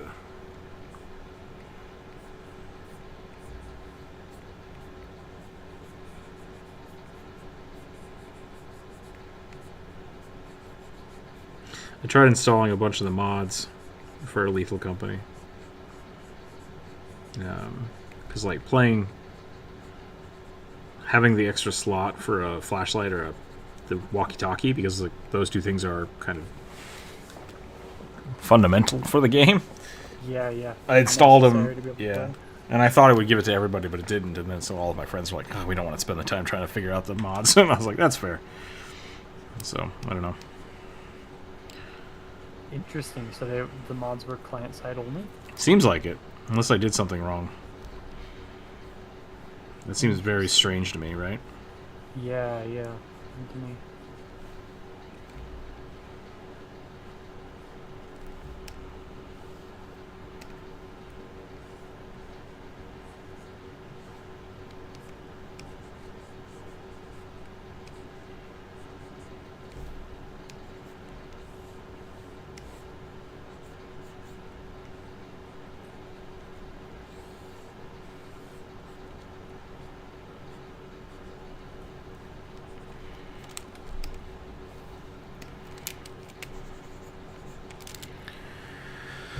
You can get the launcher, then copy the ID from the loadout profile sensor to them, and it auto installs. Okay. That's what I did, since like 2 or 3 of my friends had bad enough dyslexia that they can't read. That's fair. Okay. Yeah, I might try that. I might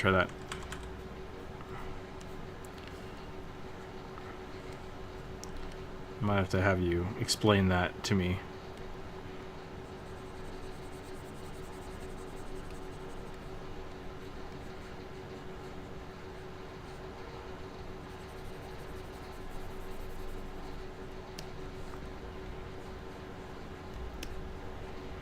I can Google it later too.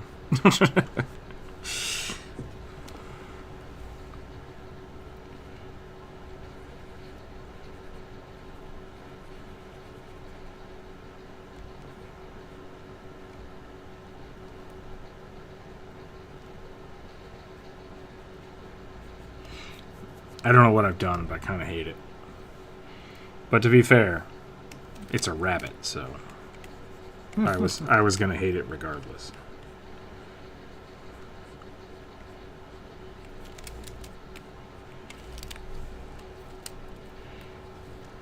Maybe you should have just done a really cuddly Vieira. Yeah, I could have done that.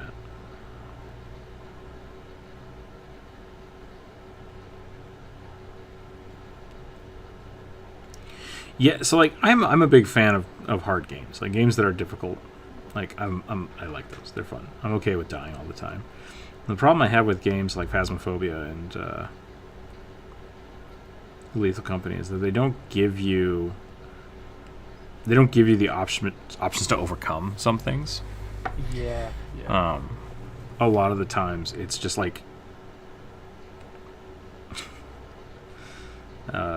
what was I supposed to do when the giant dog monster just like rushes into the ship and eats you?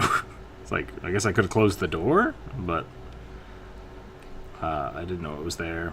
So it doesn't feel like you're being taught stuff. It's just Lethal Company is about 60% luck. Yeah, exactly. 80% luck. Yeah, that's kind of my thing. Like when the RNG is just death, that's not fun death. It's not fun difficulty. It's just RNG. Yep. Which I'm pretty much quoted by saying that I hate the RNG of things. So, which is weird because they're like, oh, but you like dice games. It's like, yeah, but you can still like decide which dice you're rolling and like when you roll for things. I'm okay with usually with dice games you've got modifiers as well. Like you usually have you have more choices. Sometimes that choice is an illusion, but at least the illusion of that choice feels better than just a computer program saying, well, fuck you, I guess. If D&D was, okay, take a long rest and then roll your dice to see if you die, I wouldn't play it. I just wouldn't. Like if that was... Yeah. I don't... That's the difference to me. Something can be RNG based, like have an element of chance in it, but the fundamental core of the game has to be based around the player choices, or it's just an auto clicker.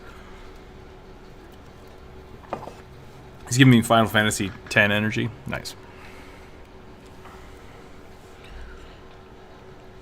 That was my big problem with what the hell was it called? PUBG, which I think PUBG was probably one of the first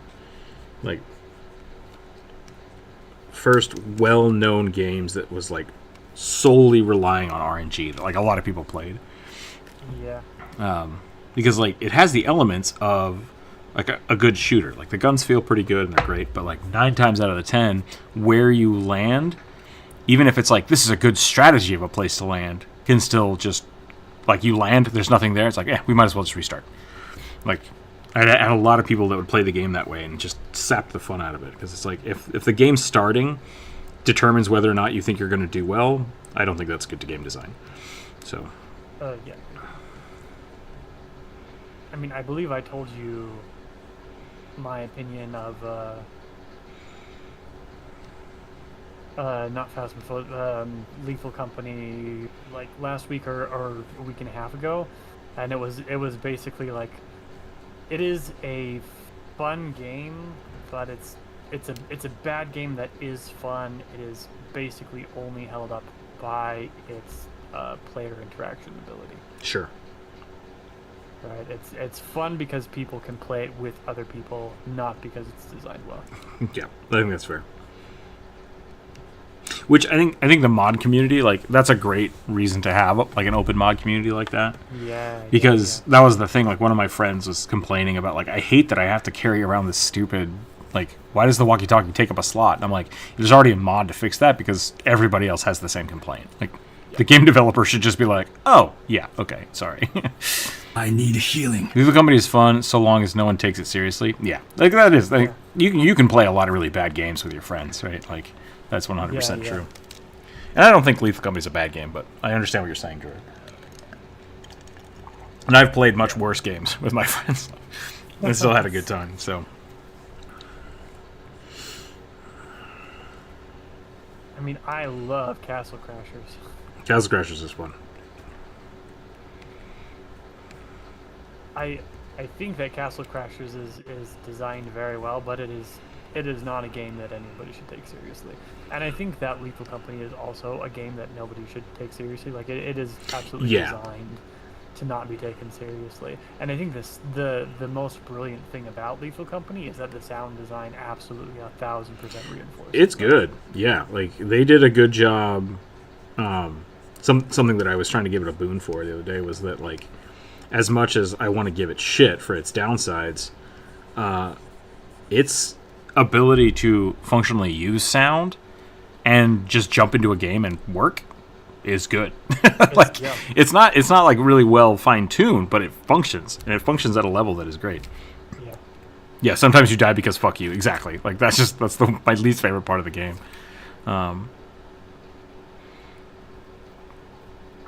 If you play it solo, it still holds up, so I'd say it's an okay game. Exactly, yeah. Like, the fundamental concept of the game is good. Like, it functions really well. It cleanly runs. And it is just kind of an RNG smash and grab. Yeah. Considering it's a 21-year-old solo dev, it's decent enough. Yeah, hell yeah. I mean, I bought it. I'm not going to return it. That's more than I can say for some of the other games I've played recently. So... but yeah, it definitely has its issues. I think it could be a really, really cool game if it had a lot more. I hope somebody picks it up because it's a cool concept for a game. It's like, I really love Phasmophobia too, but Phasmophobia was kind of missing gameplay. So, like, Phasmophobia is a great concept, but it doesn't have an end state. It's just like, figure the ghost out and leave. It's like, why not try to get rid of the ghost, or, you know, protect the house, or give us a goal that is us here, instead of it just being a puzzle game.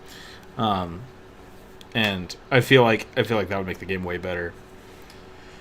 And so yeah, I still hope that both of those games get picked up. I hope the developers get tons of money and can actually make better games in the future. So. Why can't I have dance battle with the ghosts? Right? Exactly. Just like, you don't belong here. We're gonna dance. Let's do it. And a few other games have seen that and tried to pick it up, and they're like, oh yeah, we'll give you like a assault shotgun. It's like, okay, that's cool. Like, that's a step in the right direction, but you didn't iterate on the game enough to make me care. Phasmophobia is still a better version. Yeah. So. Which is the main complaint I hear from people who I watch who still play Phasmophobia about other games is they're like we try other games because it's cool to see other games trying to fix Phasmo's issues, but nobody's addressed the issues and given a better version of the game. Right. The gameplay that Phasmo provides, every wannabe is inferior in those respects, and the stuff that they add isn't enough to keep you going back. Yep, and I think a good example of that is kind of the same thing with like League of Legends, World of Warcraft. Like, something hits and they do an okay job of it, and then other people try to basically copy it but change one thing, and it's like, no, you need to copy it and iterate. And that's why I think Heroes of the Storm did a good job, because they took League of Legends and made something different. Yeah. Which I understand the whole Blizzard owns the blah blah. I don't give a shit, but they have two separate communities now. Most people will still play Heroes of the Storm, but they'll still play League. They don't play both, and that's because they made the game different enough. And so I think that kind of iteration is great, and we haven't seen that yet. I do think like I said, Phasmophobia was great, and I think this Lethal Company is kind of the next step of iteration on the same concept. Yeah, I think I agree with that. Because we used to when we played Phasmophobia, we would make it a game of, okay, every time you go in the house, you have to steal something before you can leave. And so, and that was really fun, because then that way, if something got weird or like, oh, the ghost is hunting us, you couldn't just run out of the house. It's like, you have to grab something, and that is kind of what Lethal Company is. So. Yeah. It's like, you have to go get it. And I love it. It's like, yeah, that was something that we found that was fun and that got turned into a mechanic for the game again. And like, great. Like that's how iteration works. And I love that. That's what playtesting should be all about.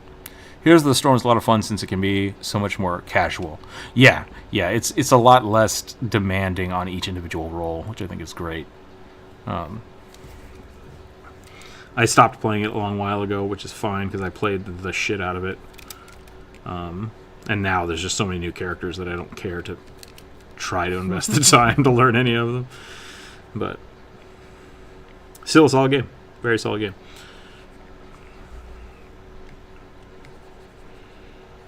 I don't know if they're still developing for it, though.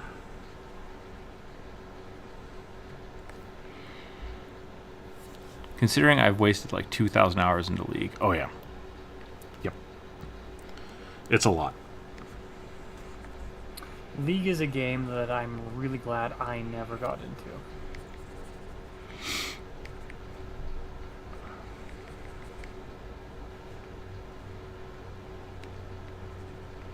It's a good game. It's just, it has a really toxic community now. Yeah. But the community aspect of it is something I think that my neurodivergent ass would not have been able to handle. Kevin the Necromancer was the first of us to like stop playing the game. And his big thing was, I will not play this game unless you guys are around. Because he didn't enjoy dealing with anybody. Yeah. And at that point, that was like so, and that's slowly become my metric for like enjoying a game. Because like it's the same thing with World of Warcraft. Like I still kind of enjoy it when I'm playing by myself, like because I can like craft and I can do stuff. And so it's like, yeah, I'll play League or World of Warcraft from time to time. But if there's a game that like I just can't play it when my friends aren't there, it's like I don't think I actually enjoy this game. Like I enjoy hanging out with you guys, and I will not touch this game. So it is interesting. It's an interesting way to look at it. My younger brother got really into League of Legends, and like watching how angry it made him to play it, even with his friends, was a good litmus test for me to be like, okay, so this is like there's some very interesting things happening in this game. I was seriously considering it, but given that developing anger issue mess, it's 100% not worth it. Yeah. And I 1,000% stand by that decision. Jump Rope and I used to have a rule that while we were playing League, we could each basically tell the other person to just go get a drink. Just like stand up, walk away from your computer. Walk away. Like, you need to stop what you're doing. Walk away. And we had to do that because we would get so just like invested and pissed off and screaming at each other. Like not like being mad at each other, just being so frustrated with something. And it's like you need to just, I don't care. Like it's gonna kill us. We're gonna lose the game. You need to walk away from the computer. And we both did that to each other several times. And it's just like we need to stop playing this game. Like we're taking it way too seriously. Just to clarify, other than owlbears, is there any difference in Patreon levels? Oh, I'm sorry, I misunderstood. Or no, that was from a much earlier thing. So the bare minimum like $1 or $2 tiers are all the same. Like you get access to the Discord, and you get access to all the digital content that we make that is either on the Discord or put up on the Patreon, which is like tokens. And whenever I make a Why You Should Play video, you get the full artwork of that, as well as like digital tokens and line art and like transparencies and stuff, so you can use it for your character sheets. The $5 tiers get the stickers. Every other month I send out some stickers and like little things that I draw to the bugbears and above. And then I think there's one other thing that gives you like we used to do a single mini commission every month, which I still try to do because I think I still have one person who's up one of the higher tiers. And that's just like I basically do a little sketch drawing for you. And then the owlbear is designed specifically for hey, I want to get a commission from you. Here's Patreon money. We kind of stopped worrying about that so much because like you can just pay me directly, and that gives me more money. So if you want a commission, just get a commission from me. But if you want to like reserve a commission a month, you can do it through Patreon. That's what that's for. So is the cube when it's the monthly suggestion? Yeah. So that would, I think the gelatinous cube is the mini commissions every month. So I'd have to double check. It's been a while. The Patreon's kind of slowed down, partially because I slowed down last year with all of the surgeries and stuff I had to do with my eyeball. But yeah, so we could do a push for Patreon again. But it is what it is. We need to do a Patreon stream again this month too.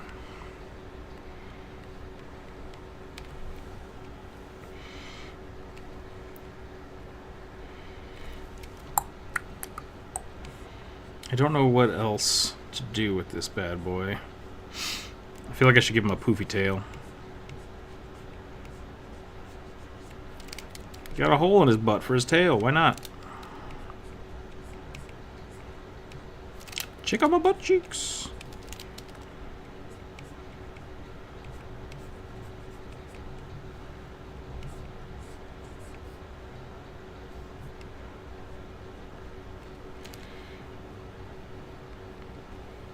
Stopped playing League a while ago, but the little I played was pretty casual. A couple of my friends got really mad at me for that. Yeah, that was kind of our problem. Like some of our friends were less a hole for comfort. Yeah, were like really into it. Like I had 2 or 3 friends that were like platinum rated, and I don't know if I ever got platinum rated. I think I might have been like high gold tier. I can't remember now. One of them was a platinum. Is diamond the highest one? I think I got into platinum. I think I got into low platinum, and they were diamond. They were the highest tier. Like they were like really good. Like borderline could play professionally. And I just didn't care. Like I didn't care enough for them, so they wouldn't play with me anymore. And at that point, I was just like, I'm done. I don't need to play then. If they don't want to play with me, then I don't care. I want to play stupid stuff like Soraka mid. And that would make them very mad, and it was just like, yeah. Which is totally fine. Like, if they enjoy playing at that level, that's great. We stopped playing together, and so I stopped playing League. But the same thing kind of happened with Overwatch too. It's like once you start getting really good at it, it's like now you have to keep playing at that level, or it just fucks you up. I think Master is higher. The Platinum thing might have been Overwatch. I think that might have been what I was thinking of. But yeah, they got really high in the seasonal stuff. We started playing seasonal because of that, and their rating was bonkers.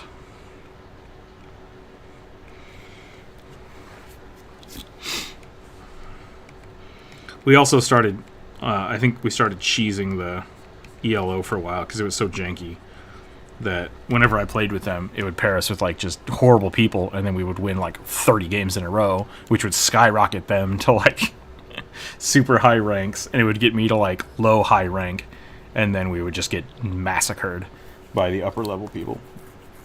ELO hell is real, my friends. It is a real thing.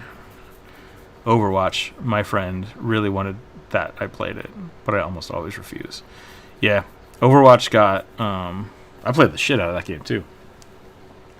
Overwatch got bad, which is unfortunate. And now with Overwatch 2, they're falling into the same thing of like, well, what if we just got rid of all of the classes? It's like, you guys don't actually understand what the hell's going on here. You see, everybody's super toxic because they think they're the most important class. So what if we just made it so they didn't have to play? It's like, well, then it's no longer a team game. You're removing the team components of a team game. Now it's just going to be nothing but the toxic people screaming at each other. They did a pretty funny thing for a while.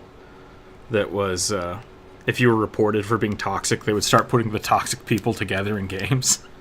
That was really funny because I had a handful of people that would like it told them like you're being whatever, and then they would have to play in some of these really weird shitty games and like that we couldn't get into. They're like, you have to play 3 games with the assholes first. Like, okay. It's pretty funny.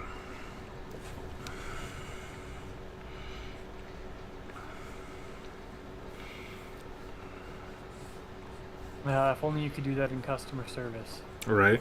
Make the Karens have to deal with each other before they come to you. You have to shop at the Karen Costco.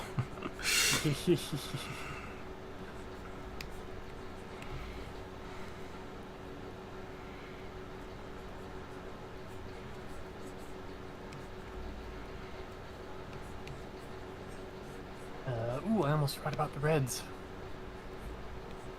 Wanted to add some red and orange. Suck it, Blues. Halo was another one of those games that my friend and I we were really, really good. The two, like having a duo team, we just friggin' wrecked shit. And one day, I was playing a game by myself at his house, and he looked at me and he went, "Are you okay?" And I'm like, "What?" He's like, "You're really mad." And I'm like, "No, I'm not. I'm winning." And he's like, "You're really mad." And I had to take a minute and yeah, I was freaking the fuck out. And I just put the controller down and we didn't play Halo for 2 years.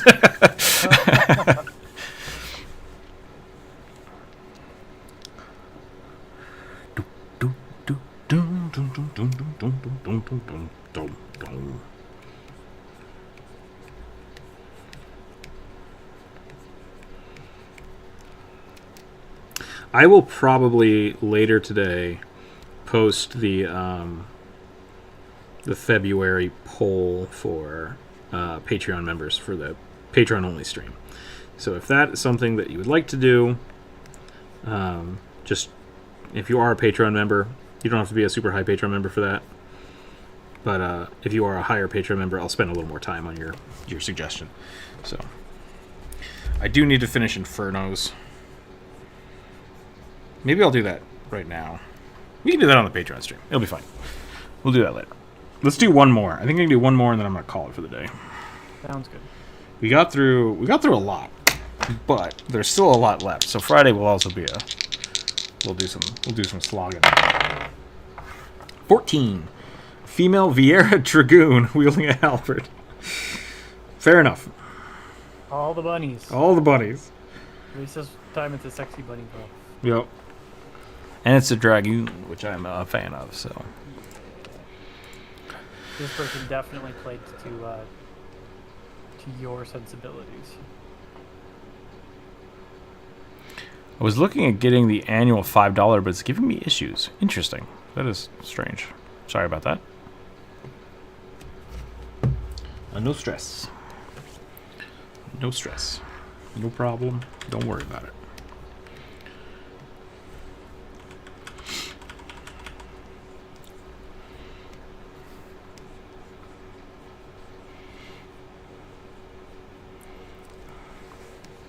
I don't know if the Vieira can wear Dragoon helmets. They can. You just got to put a bigger hole in it.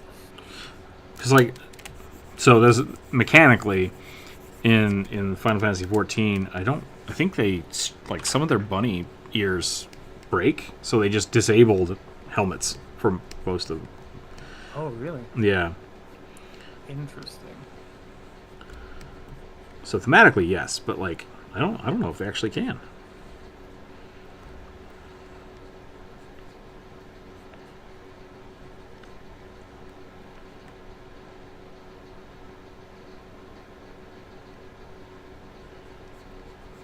I'm waiting for. I have the next two stickers ready to go. They haven't shipped to me yet for the next Patreon rewards. So those will be out probably 2 weeks or so, 3 weeks. Sometime in February, there'll be another sticker package going out. I need to work. I'm going to work on the script today for the new Why You Should Play video. We got to finish up that other commission too. So we got some stuff. We got some stuff to work on.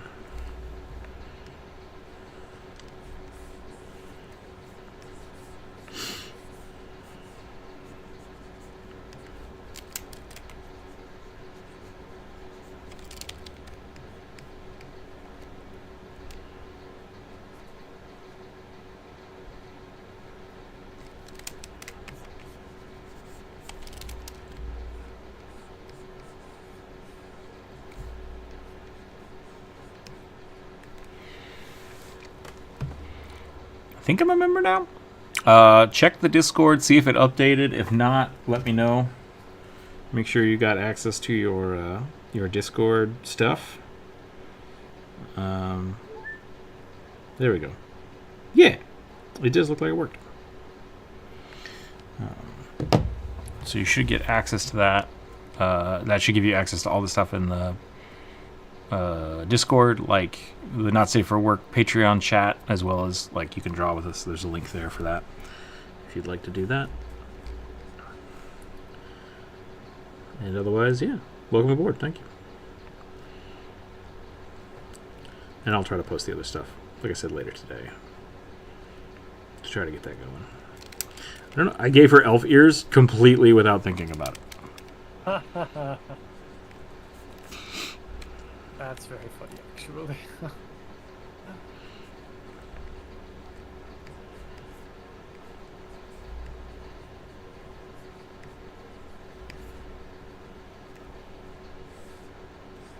I think I am done with the pseudo dragon.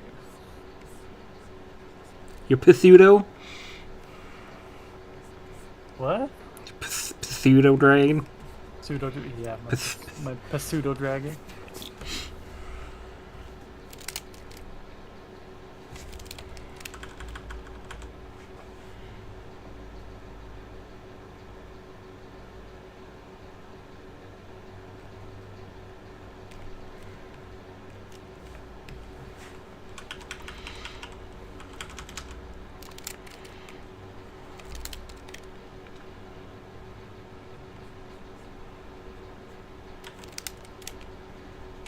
Can't draw lips today. It's all going downhill. Everything's falling apart.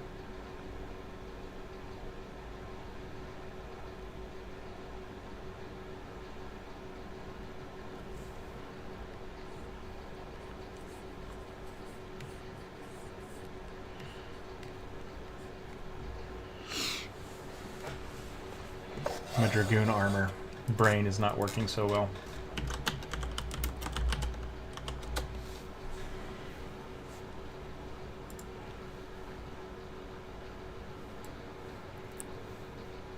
Thank you so much. He looks fabulous. Oh, Norwood, no problem. I think Druid was drawing that for you.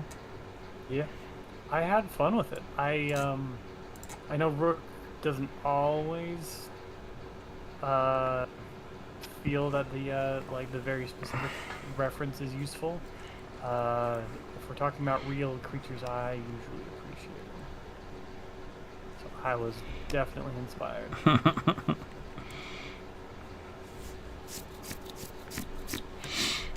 I think we talked about. Yeah, I think it worked out. I think the dice gods made sure it went to the right person. That's good. My problem is that if they're too specific, I can't. I have to stop and go look them up. That's my issue. Yeah.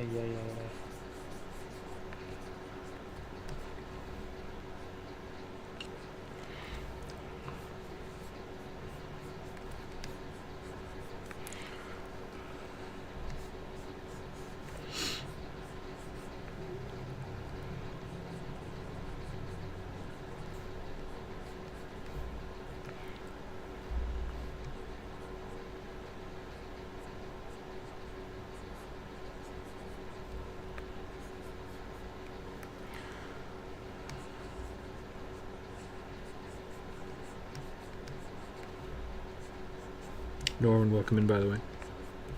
Hope you're doing well.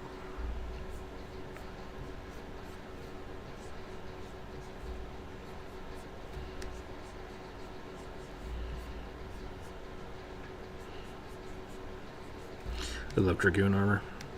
It's got to be spiky so you don't get swallowed.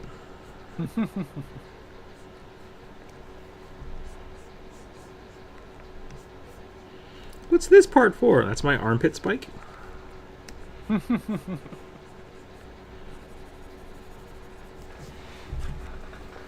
Makes my armpit spiky. His name is Kronshin? Kronshin? Oh, let's see. It means little crown in German. Cool. He's called like... Let's see He always likes to sit on the head of my character, who is Gotcha. a little cuddle front. Cool. Nice. Oh, it took a single month instead of an annual. That's weird. Did you pay both?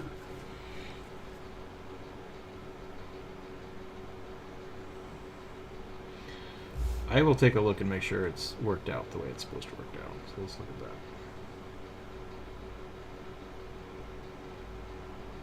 It's about 10 to 4 for me. I don't think I've got enough time to do another one. Yeah. I think with the annual payments, you pay up front and then it just goes. Because otherwise, yeah, you can just do the monthly thing. If it did accidentally ring up as like you're paying that amount monthly, let me know and I think I can refund it and then fix it. I don't want people to be joining the Patreon member if it's gonna make them struggle. That's not the intent. So please give what you can, and if it's weird, we'll make it work. And my intent is not to make people struggle with their Patreon memberships. Is a better way to say it.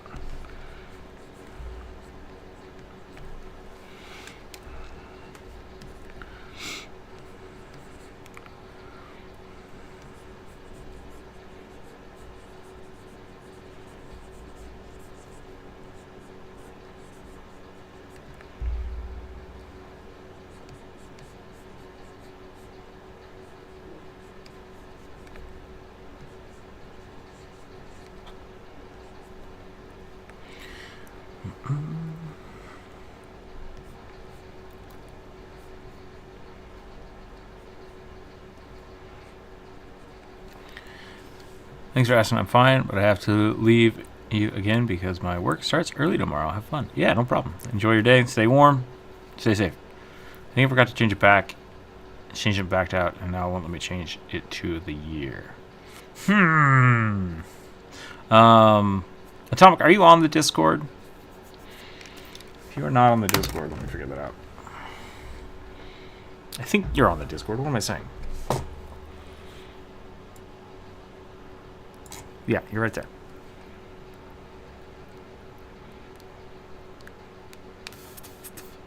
You and I can figure that out after the stream if you want.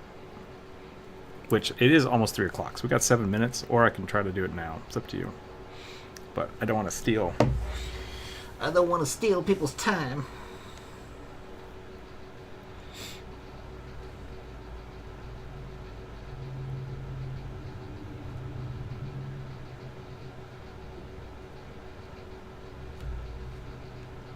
Yeah, I will look at that. I will look at that in 7 minutes, I promise.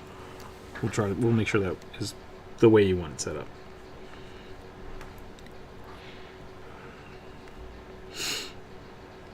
I should do Final Fantasy commissions.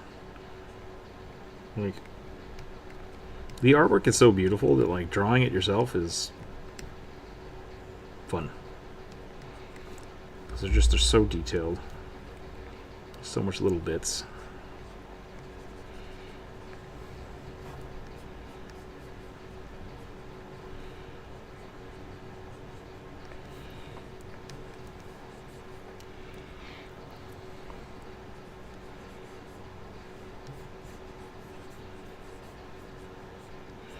I did the Red Mage sticker a while back. That was really fun. I should do that for all of the different classes. That was my intent, and then I just forgot. As you do. As you do. I feel the same way about anything with watercolor splash art. I really do want to learn how to get that nice, like, soft watercolor wash. I really think it's a very specific brush. Digitally, you mean, or just in general? Yeah, like a digital brush. I think it's Okay. a digital brush effect. Because I could just keep trying to replicate it on a real piece of paper and then scan it and just use that paper. Yeah, you could.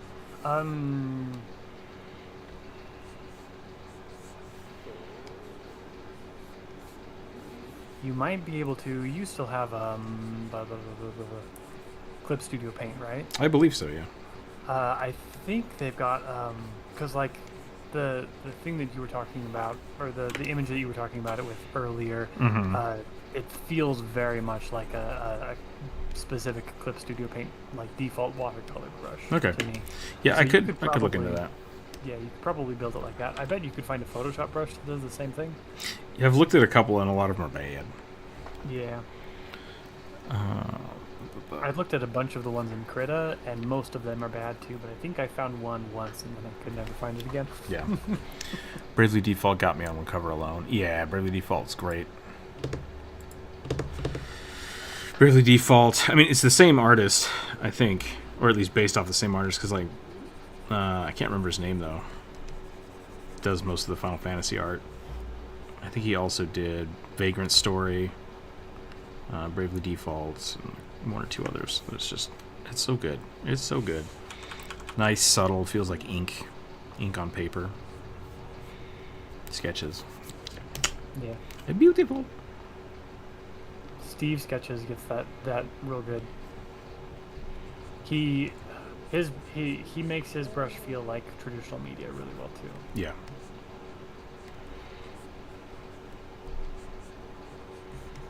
That's impressive.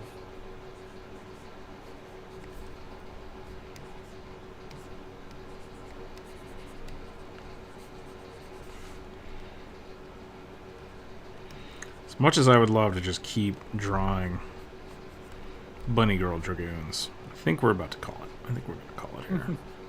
Sounds good.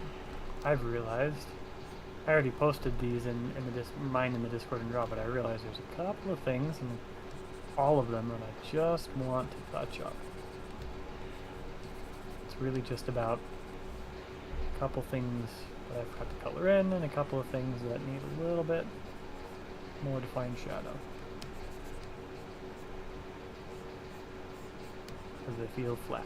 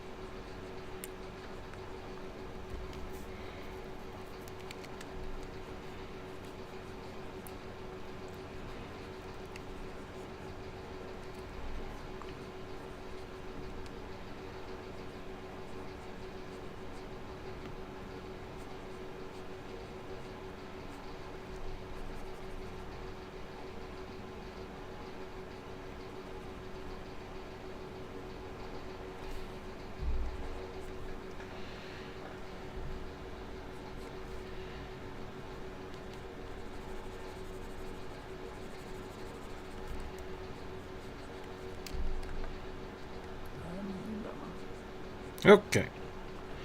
Let's see if we can find somebody to raid on Twitch.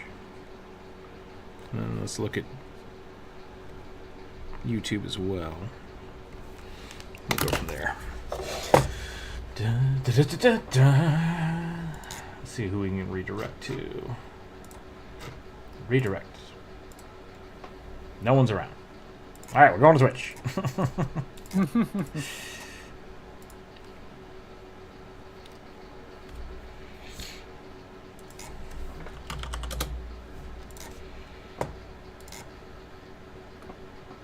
Skittle! Ooh, Skittle's playing games today. Cult of the Lamb? Let's do that. That sounds like fun. Okay. That's all we got for the day. Thanks for hanging out today, everybody. If your stuff did not get drawn, we'll try again on Friday. Until then, stay happy, stay healthy, keep your dice on the table, and we'll catch you next time. Bye, everyone! Bye.